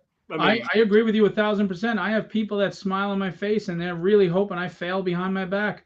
Everybody wants to be Robert Curtis. People want that Walking Dead deal. That's not reality, and it's a shame. We're working against ourselves. I don't know, man. So I know we're getting a little bit off topic of what we're talking about, but there's two questions here, right? There's how can we get readership back up in Western comics, and also how can independent creators get more awareness on their books? One is easier than the other. Getting more people to read books, that's not really the problem because Marvel and DC, they can put out what young adult books and all that stuff. People are gonna read comics, right? But to get to the next era of characters, there's a lot. We know there's wonderful characters out there right now. You and I got over 3,000 Facebook friends, and they all got their comic book character and stuff. Some are really cool. There's some I've backed and you back. How do we get those guys showcased? How do we get people rocking a tragedy shirt, a rabbit shirt, or whoever got their character out there or posting about? You know what I'm saying? Like I don't know. That's a question I don't think we can answer. You know what I'm saying? Like, well, I struggle with it too because it goes back to what I said: is the fan base, do they want good stories right now? I don't know if the fan base is in a mindset right now where they want quality stories to read. I don't. I think it's a collector's market where they just want to collect shit to sit on their shelves and just that's it. But here's another question for you: who's the fan base? Is it backers? Is it creators? Just support of creators? Or do we even have like a guy who doesn't have any desire to make comic book at all? he just she wants to just collect. It's funny that you say that, because the people that come back for every campaign I do are readers. They're not comic creators. The people that are selective are other creators that are just supporting me, or they're into that one thing. Fair enough. But right. Usually you're getting your friends and your family. I see my family, they don't support. My friends and family, actually, my friends that I've known for the longest time, none of them back my books. I'm very grateful that all the people that back my campaigns are not friends and family. I mean, or they're code friends on Facebook, but they're not, like I have a friend who's like a brother of mine. He doesn't back anything. He doesn't share a post. He doesn't promote at all. I have another friend I've known for 20-something years. He doesn't buy, promote, share, nothing. He doesn't give two shits. I have another friend I know 17 years, same thing. None of my cousins, aunts, uncles, whatever, my own brother, they don't bother. They don't back, they don't support, they don't share, they don't pledge, they don't care. So, but with most people, yeah, it's their family and friends foremost. And then we're reaching the same people all the time. And Mike says he can answer a promotion. But promotion, Mike, there's a lot of obstacles to that. Unless you throw tons of money, it's hard, because Facebook buries you in algorithms, and distribution won't put you in previews. What did he say? Did he say that was a solution to what did he say? You can answer the question is promotion. I don't think it's that simple. I mean, that's the obvious answer, but promotion in itself, first of all, is the hardest thing of creating. He's not. No. I'll answer. My answer to that is he's not wrong. He's right. You got to promote it to get it out. Nobody. But promotion is tricky, right? Because promotion is so many different things. It's not like it used to be where you put an ad in Diamond, and then a store LCS will see, okay, well, I want to get like 20 copies of this thing. Facebook is useless. Facebook, I'm sorry, you know what I'm saying? Like, you can share all day, get your friends to share. Guess what? The only people seeing that shit is the same 5 people. It just is. By the way, Facebook buries shares. If you ever share somebody's post, it's nice that you're trying to help them, but you see why you get 1 or 2 likes? Because Facebook buries it, because they don't want you getting free promotion. Now, thinking outside the box, yeah. If you can, if you want to get crazy with it, and put flyers out in your neighborhood or something like that, or really do some crazy viral videos, that's great, and that still takes time. What did you say? This is absolutely true, and that's why I think what Mike is doing is great. It's lacked a major promotion machine. But here's the thing, Mike. That's great. You are trying to build that so there can be a major promotion machine, and it's not there yet. So you're struggling just as much as us to get it, a major publication to send me a link. Oh, you mean send you a link to the show to pull you on? All right. What's going on? Yeah. But that's but it's crazy though. Like, that's a great idea, and I'm friends with him on Facebook. This is the first time I heard about the comic illustrator thing. I didn't know that's what it was, because Facebook is not really showing it to me. But and that's the thing is, what Mike is doing is fantastic, and I'm all for it. I'm all for it, and I hope it grows and becomes something big. But the thing is, he, like us, is trying to build it himself. So it's not big yet. It had, and again, talking before, Bleeding Cool, they're not going to write up any articles about us. They're not going to say, oh, look at this new tragedy book that's using Bill Sienkiewicz and Chris Picciolo covers. Well, you got to remember who's writing for Bleeding Cool too. There's people that we know to write for Bleeding Cool. So, it's kind of, again, go back to that gate. That's gatekept. It is. I don't like that word, but you kind of got to use it sometimes. I mean. Well, I never used it before because I never really understood what it was until I started experiencing it. If I'm to be honest, I only really understood what it was in the last several months.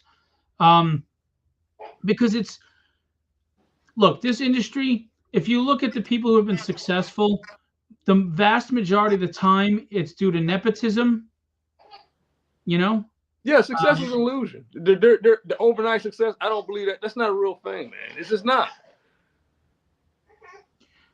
Mike is coming on. I think he's having some trouble. But now, Mike, if I'm to be honest, I get along with. But Mike will have no problems getting into it with you if he thinks you're an a-hole, right? Which at least you know where he stands. I'm good with him. I got no problems with Mike whatsoever. Some people do, but again, that's part of that rage shit that's going on right now too. You know, that goes out there because people are attracted to negative. And I'll give you an example. I'm gonna out myself right now. I'll put up a post complaining about something every once in a while. I just did about Rob Liefeld. Like, it wasn't a complaint. It was like Rob Liefeld blocked me. I don't know why. Do I care that Rob Liefeld blocked me? No, I don't care. I mean, I want to get a cover, but I don't care. He's not my friend. He doesn't know me. He doesn't support me. He doesn't do anything for me. But I knew if I put up that post, I'd get over 100 comments and likes because he's a very polarizing, very controversial figure. And I'm either going to get the people who love him and or the people that hate him. And sure enough, I got over 100 comments. I broke the algorithm for free. And then I post something about my publishing company after, and I get eyes on it. Because people love car wrecks. I have said this a million times. They'll drive 70 miles an hour past a family stuck on the side of the road. But if they see a car wrapped around a pole, they will stop, rubberneck, and hold up traffic for hours. Am I coming through okay? Yeah. All right, cool. Hey, the indie community for a long time, I think they've lacked that promotion machine. Mm-hmm. And that was one of the main reasons about 6 months ago I created Comics Illustrated. Now, this year is going to be the year of Comics Illustrated. I'm going to make damn sure of it. I'm going to be throwing about 17 grand at getting this thing up and moving and rolling. We've already booked C2E2. We're looking at booking WonderCon. We're going to be traveling around the country and pushing this thing. Now, you're right when it comes to, we're just starting out and we don't really have that big of a readership yet. That's going to change relatively drastically, fairly quickly. I've been spending the last 6 months setting up the website, getting the content out there. Right now, we've had an October issue, a November issue, a December issue. We've had a January issue. We've had a winter special.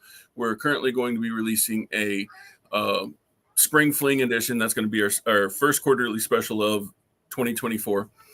And I could go through China right now, order 10, 15,000 copies of Comics Illustrated, give it away for free at each one of the shows and still be making money. That's awesome. That's how I have positioned the company. And Phil knows a little bit about this. I've kind of explained to him like the inner workings of the back end of my website and the way things are going to be taking place. Not only will I get paid from the new content that we put out, but we're also going to be generating revenue from our old content because we are making it 100% free for everyone to read. Wow. So now there is going to be a record of people going onto the site and they're going to be pulling up all these back issues and they'll be looking into Phil's interview about Philbo Publishing.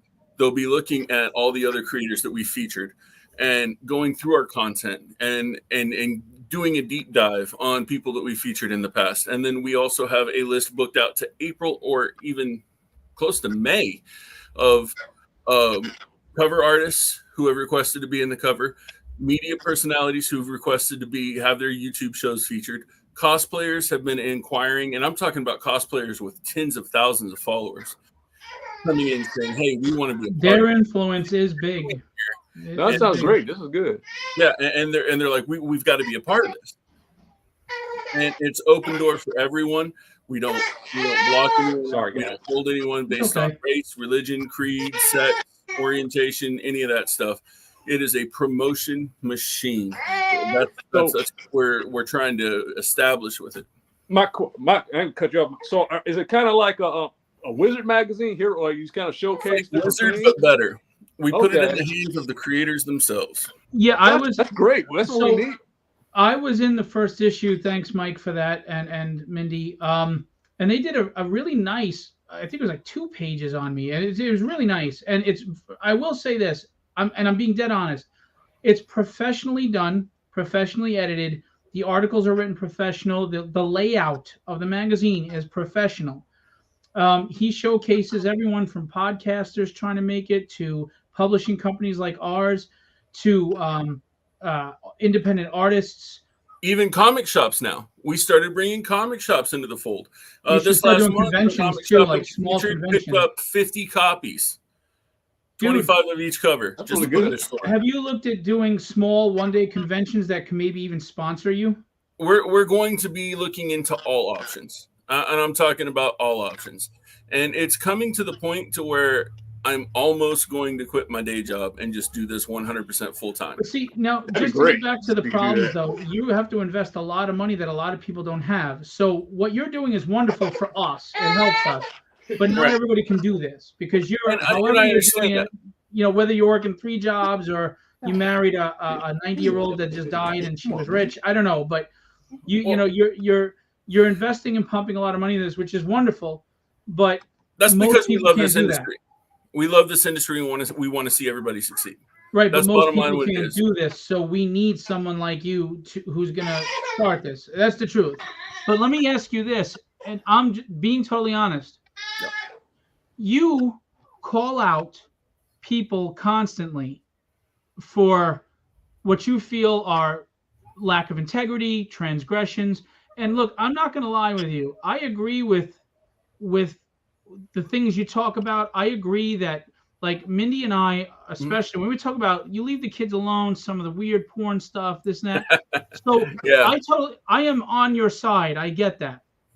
But do you think, as a person trying to get this magazine going, it helps or hurts you because you're always going to be I think it helps. polarizing and pissing somebody off?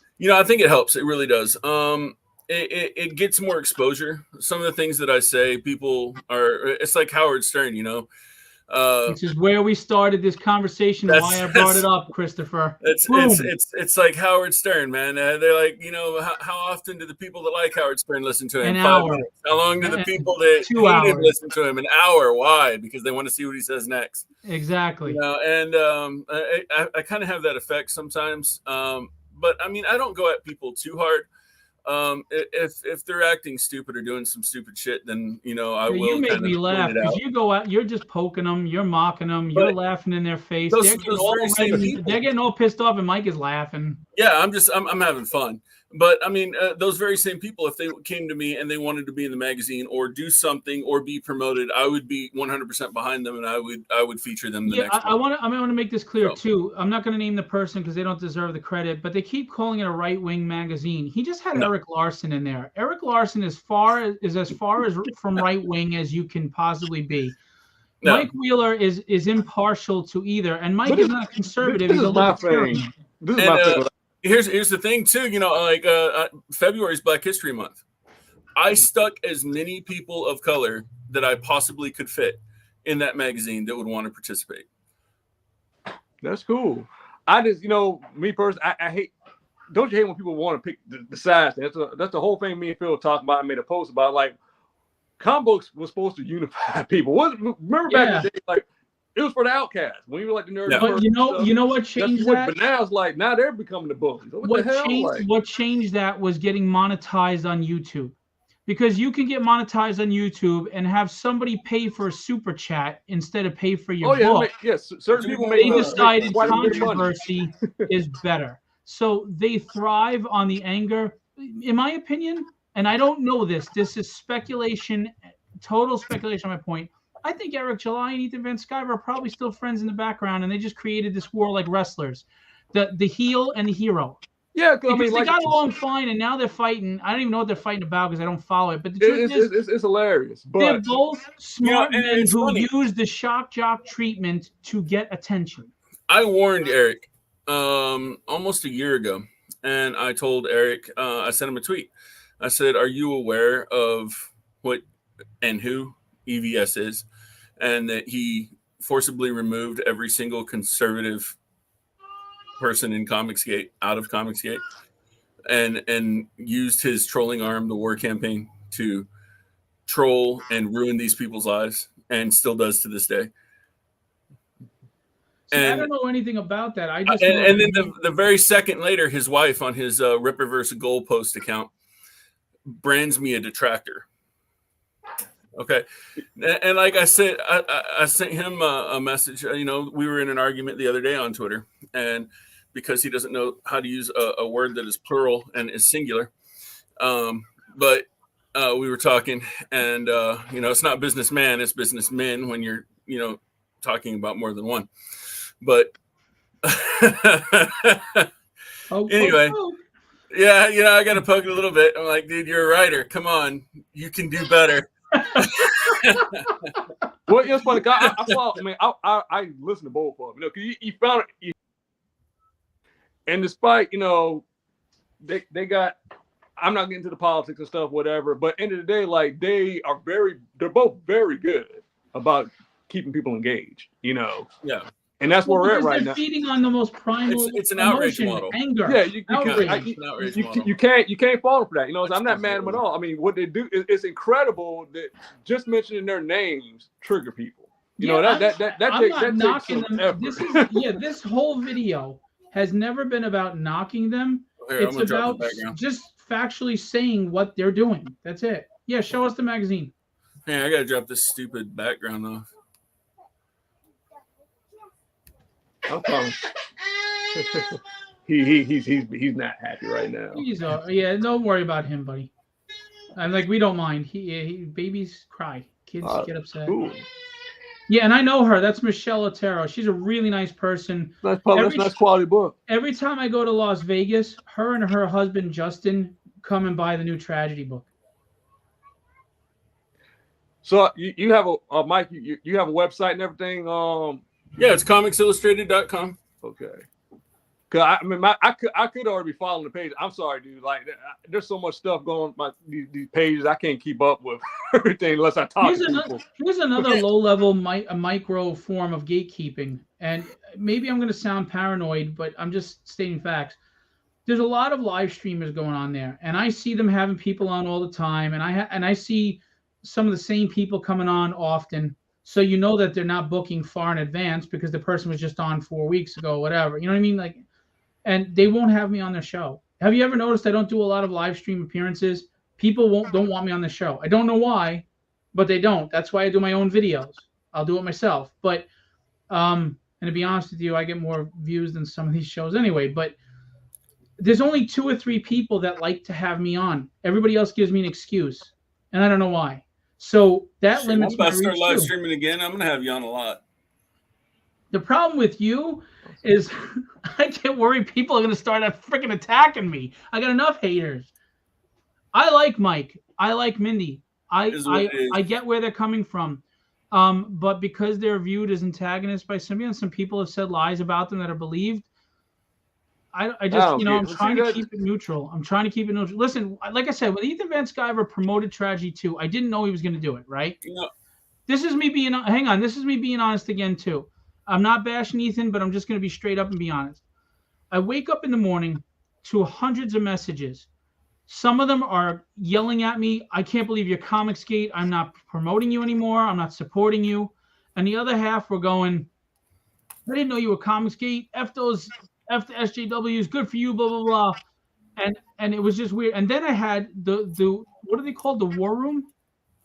War campaign people that were pissed off that he promoted me because I'm on Kickstarter. I'm not one of them. They're having some issues right now anyway, from what I've gathered. So there was this whole freaking shitload of arguing over me, and I didn't even know what was going on. I woke up early, and it was all there, right? So I thanked Ethan for the plug, because I don't care if you're Ethan or you're Mark Wade or you're Eric Larson. If you took your influence and your time to promote me, I'm grateful for that. So thank you.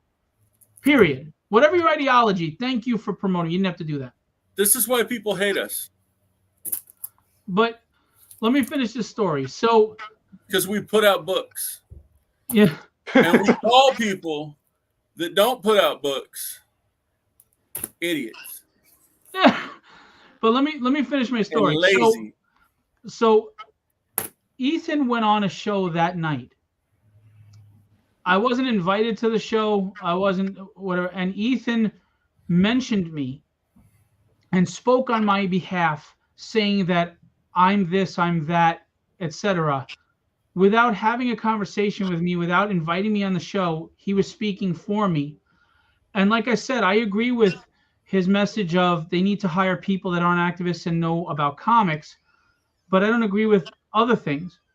And I didn't feel it was right that he spoke for me and used my name in that manner. And I felt like he was trying to recruit me into Comicsgate. So I put up a video and I explained that my tribe is my family. And putting out good books is important to me that reach everyone.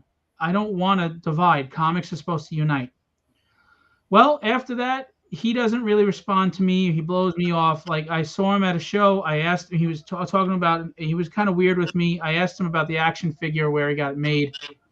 He said to DM him. I DM him. He sees it, he ignores it. So I don't know if this is the case, but what it looks like to me is he tried to recruit me. I didn't join, so now I'm shunned. I don't know if that's true, but you know what? It leaves a bad taste in my mouth, because no one should give an ultimatum to anyone. Join the dark side, join the light side. Just be you. Put out good books. If what Ethan says is true, just put out good books. Then just put out good books. Man, Stop fighting with everybody. Stop. What? He wants you to kiss his ring. Well, I'm not going to do that. And I won't do that for anyone. I don't give a rat's ass who you are. Mike, you know, I can easily make tragedy a $20,000 to $40,000 campaign even if I just showed some cleavage, and I won't do it. Yeah. I stick to what I believe in. Yeah. So, Mike, do you just showcase comics, or do you talk about other kind of independent creator had like maybe a comic, but they do other things like movies and independent stuff? Talk about that as well? Anything, man. We'll put you in anything. We have sections in this magazine for all kinds of stuff. We've got a speculator's corner. We've got writing tips. We've got drawing tips, words of wisdom from industry veterans. Pick your brain sessions with industry legends where we ask them 5 or 6 questions. He's an independent filmmaker. He's an independent filmmaker. Media That's something you highlight. YouTube personalities. We highlight everybody, man. Yeah, cosplayers. After the show, like either I gotta get to the little man, but I'll within the next couple of days I'll message you and talk about some things if you're interested. Yeah, definitely, man. Yeah, definitely. We put out all. It's for everybody. It's for everybody. That's cool. This is why people hate us. It's because we put out books. We put out books. So they don't like that, because when we're sitting here and we're fulfilling, and not only are we fulfilling on our campaigns like Boobs 1, Boobs 2, Trip Story, all of these campaigns, the winter special, October, November, we're putting out a monthly magazine on top of it. That's automatic. And all these other people, 3 years, and he can't even draw a frog. But you know, life sucks when you don't have the ghost layout guys doing your layouts at DC, doesn't it? Yeah, it does. And he didn't get fired for his political beliefs. I can tell you that right now. But talk to Jeff Johns. I know why he got fired. But playing the devil's advocate at this point, he doesn't have to. I mean, he's got his super chats, man. I mean, that's what it is. He doesn't care. He doesn't care about comics. He doesn't care about this industry. He's there to make YouTube money. Yeah, See, I'm sorry, but I'm gonna have to agree that Eric July, Ethan Van Sciver, all these guys that are doing this, they're making YouTube money. They're getting. They know hits. what they're doing. It's not about comics. I'm not mad at them. Just be honest about it. I mean, yeah, I'm not mad at them either. But this is how we started the conversation: is that this outrage is to help build their brand and them. But what is it really doing to help the comics community? Now, are they responsible for the comics community? No, they're not. They're responsible for themselves. So I'm not shitting on them. But as a factual observation, these tactics are not helping comic readership grow. It's not helping the community. But I'm going to get mine and I'm going to skedaddle. Yeah, but in the real world, nobody's talking about that stuff. You know, so when we go out to, when I go to conventions or comic store, ain't nobody talking about that stuff. They're talking about books. You know, so it's like this is an internet thing, man. You know, the train is making his laptop shake. Can I say something? No. Hi. Here, you can say something. Hi, I just wanted to say hello. On the behalf of... You got to get in the camera so they can see you. Oh, hi, I'm Mindy. I'm actually finishing up February's issue right now, and I wanted to say how interesting the articles are in here, because Mike is taking on the role, as I am also, of journalist as well as creator.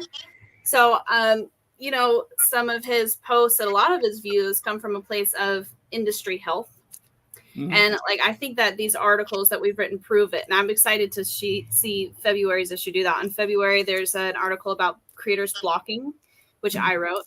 There's a whole case study on Fund My Comic, which Mike was not convinced should be in there, you know, and it was through a confrontation in Facebook where he said, some people have asked if we should talk about Fund My Comic in our previous section. I'm not sure that it's proven itself as a viable platform. And then Luke Stone came in, or he contacted Luke Stone, one or the other. Anyways, it turned out very productive.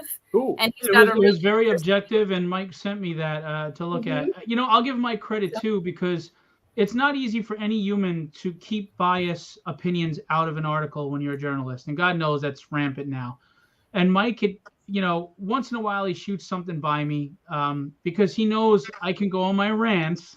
God knows they saw a rant of mine recently in private, but Mike does want to write quality articles, and he said to me, "What do you think? Is this up the middle? Is this just informative? Is this biased?" And it was informative. It was objective. So I'll give you credit. They do want to write objective, informative articles, and they do present the indie community well. And I was very grateful and appreciative to be part of issue 1. The only reason why I haven't bothered him about being in it again is because I'm trying to let other people get a chance. I don't want to keep asking him to be in every damn issue. That's just gluttonous. But I'll be back anytime you want. But anyway, it really is a good, well-constructed magazine. And if you see them online poking and mocking and laughing, they're not even doing it with maliciousness. Try not to take them so seriously, and don't let it affect you from getting a quality magazine. That's all I would say on that. That's a good sales pitch. Thank you, Phil. Yeah, I will say the last few topics that have been controversial between the two of us was I was talking about 3D models in the use of, and video game design in the use of comics. We've been talking about blocking and rapport with fans. So if you really dig into the logic of it, there's a lot of concern for the industry in anything we post. And I think that's actually why we get a lot of hate, because there's a lot of gatekeepers in the industry and a lot of really dysfunctional people, very dysfunctional people. And we've come across them from poking around in the scene for 10 years now. We know who they are. You know, they don't like us. They're so I think good things are to come with this. And people have gotten work out of this. The November artist I know got a cover out of it. I just referred someone today to the cosplayer, the February cosplayer. They said, "Do you know a cosplayer?" I said, "Look, she's in our magazine." So it's kind of like a networking machine. Sure. And as Bleeding Cool does have a lot of power, so this is kind of like a new alternative to that. On the we need that. Now, and here's the other thing. What's important about your magazine is that you're inclusive to people on the left, people on the right, etc. Because Bleeding Cool leans left, and then if you look at Bleeding Fool, or not Bleeding Fool, what's the other one? Bleeding Fool. They lean right, and we need something that's just simply comics. It doesn't matter if you're right or left. Who gives a crap about your politics when we're talking about comics? This isn't Fox News or CNN. This is G4. You know, let's be G4. Let's talk about conventions and podcasters and characters and comics and publishers, and let's celebrate and enjoy the medium. And yes, we need a voice. So I really, I really hope you guys grow. You know, because at the end of the day, all this shit, is the book good or not? You know, you can be the biggest talker online and stuff like that. Show me the book. If the book is crap, then but here's the thing, anymore. When you're a writer and creator, it's not as simple. Art, it's real simple. I draw it and I put up the picture, and you can determine if you like it or not. And then from there, it's just if you have the money or not, right? But you can at least decide if you like it. With a writer, unless you buy that book, you will never know if you like my writing. And here's the other problem. They buy your Kickstarter book, and it sits on a pile for months and months and months. So they haven't even read it to know that they're going to like it. So how do we get people to start reading our books, trusting that we're giving them quality entertainment, and then talk about it? I've already told you the answer. Well, promotion is a very generic, obvious answer. No, not just promotion. I showed it to you the other day. Yes, you're right. That model can absolutely work. Absolutely. When you're giving away the first 10 pages of your book for free and you ask $1 or $2 to read the rest of it. See, here's the thing, though. I've given away free samples of my book, and people, they don't even want stuff for free anymore unless it's got a big name on it. It's just absurd. I don't know. I still believe it's who the audience are. I know a lot of guys that are in comics right now that are collectors and readers and avid fans, and they read everything, and they're really big into digital. And there's that one company where you can like pay a subscription fee and you get access to all these comics, and then it gets dispersed based on the comics that they read and all that stuff. And I'm telling you, man, digital is the way of the future. It is 100% the way where everything's going to start going. And I know there's still going to be those people that like the physical stuff out there. You still got to make it available for them. But the digital, pay for a little bit. That's what print on demand is for. Get the free stuff now. Read about 15, 20 pages. Pay me $2, $3 for the rest of it. That's where it's going. Guys, I hate to cut them short. I got to get going. All right. It was a good time. I'm going to talk to each one of you individually. That's cool. I'll hit you up on DM. So I'm sorry not I got to go, but little man's becking.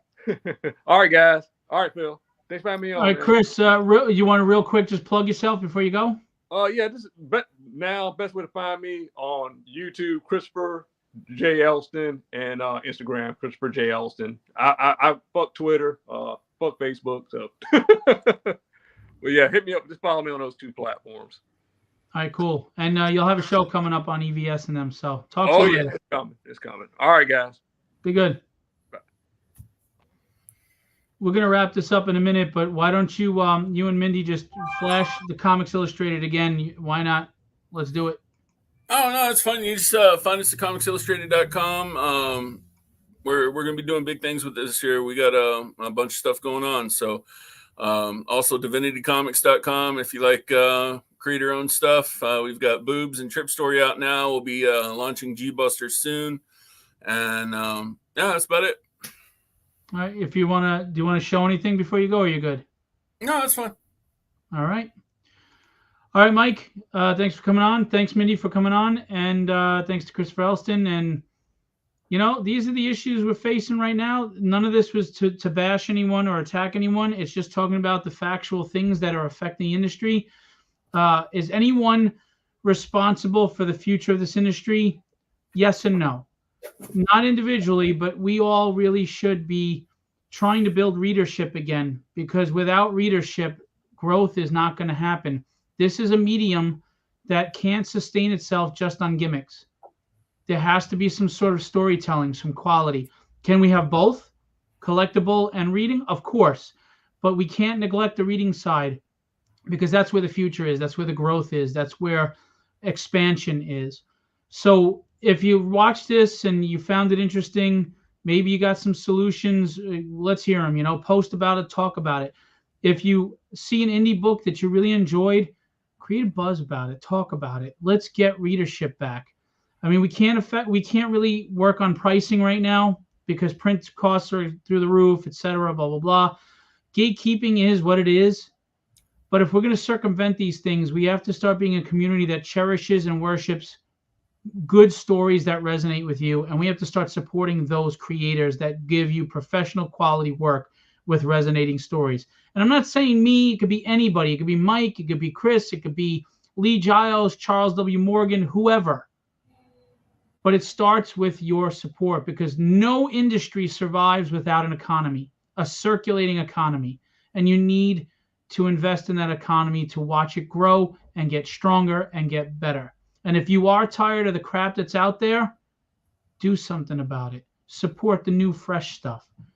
For the price of a cup of coffee, you don't just save kids in Africa, feed a kid in Africa. You can actually help support a Kickstarter. So go for it. And look, if you're into the outrage and you're into the rage and that's your thing, I'm not going to stop you. Your power, more power to you. That's your right. But what is that doing for the industry? It's not uniting us. It's not creating better stories. It's just gimmicks. And gimmicks are not sustainable. That's my take. Like it or hate it, that's my take. Mike, see you on the flip side. Very good Jerry Springer moment. Is that last thoughts? Yeah. I'll see you on the flip side. Take care, man. Be legendary and have fun storming the castle.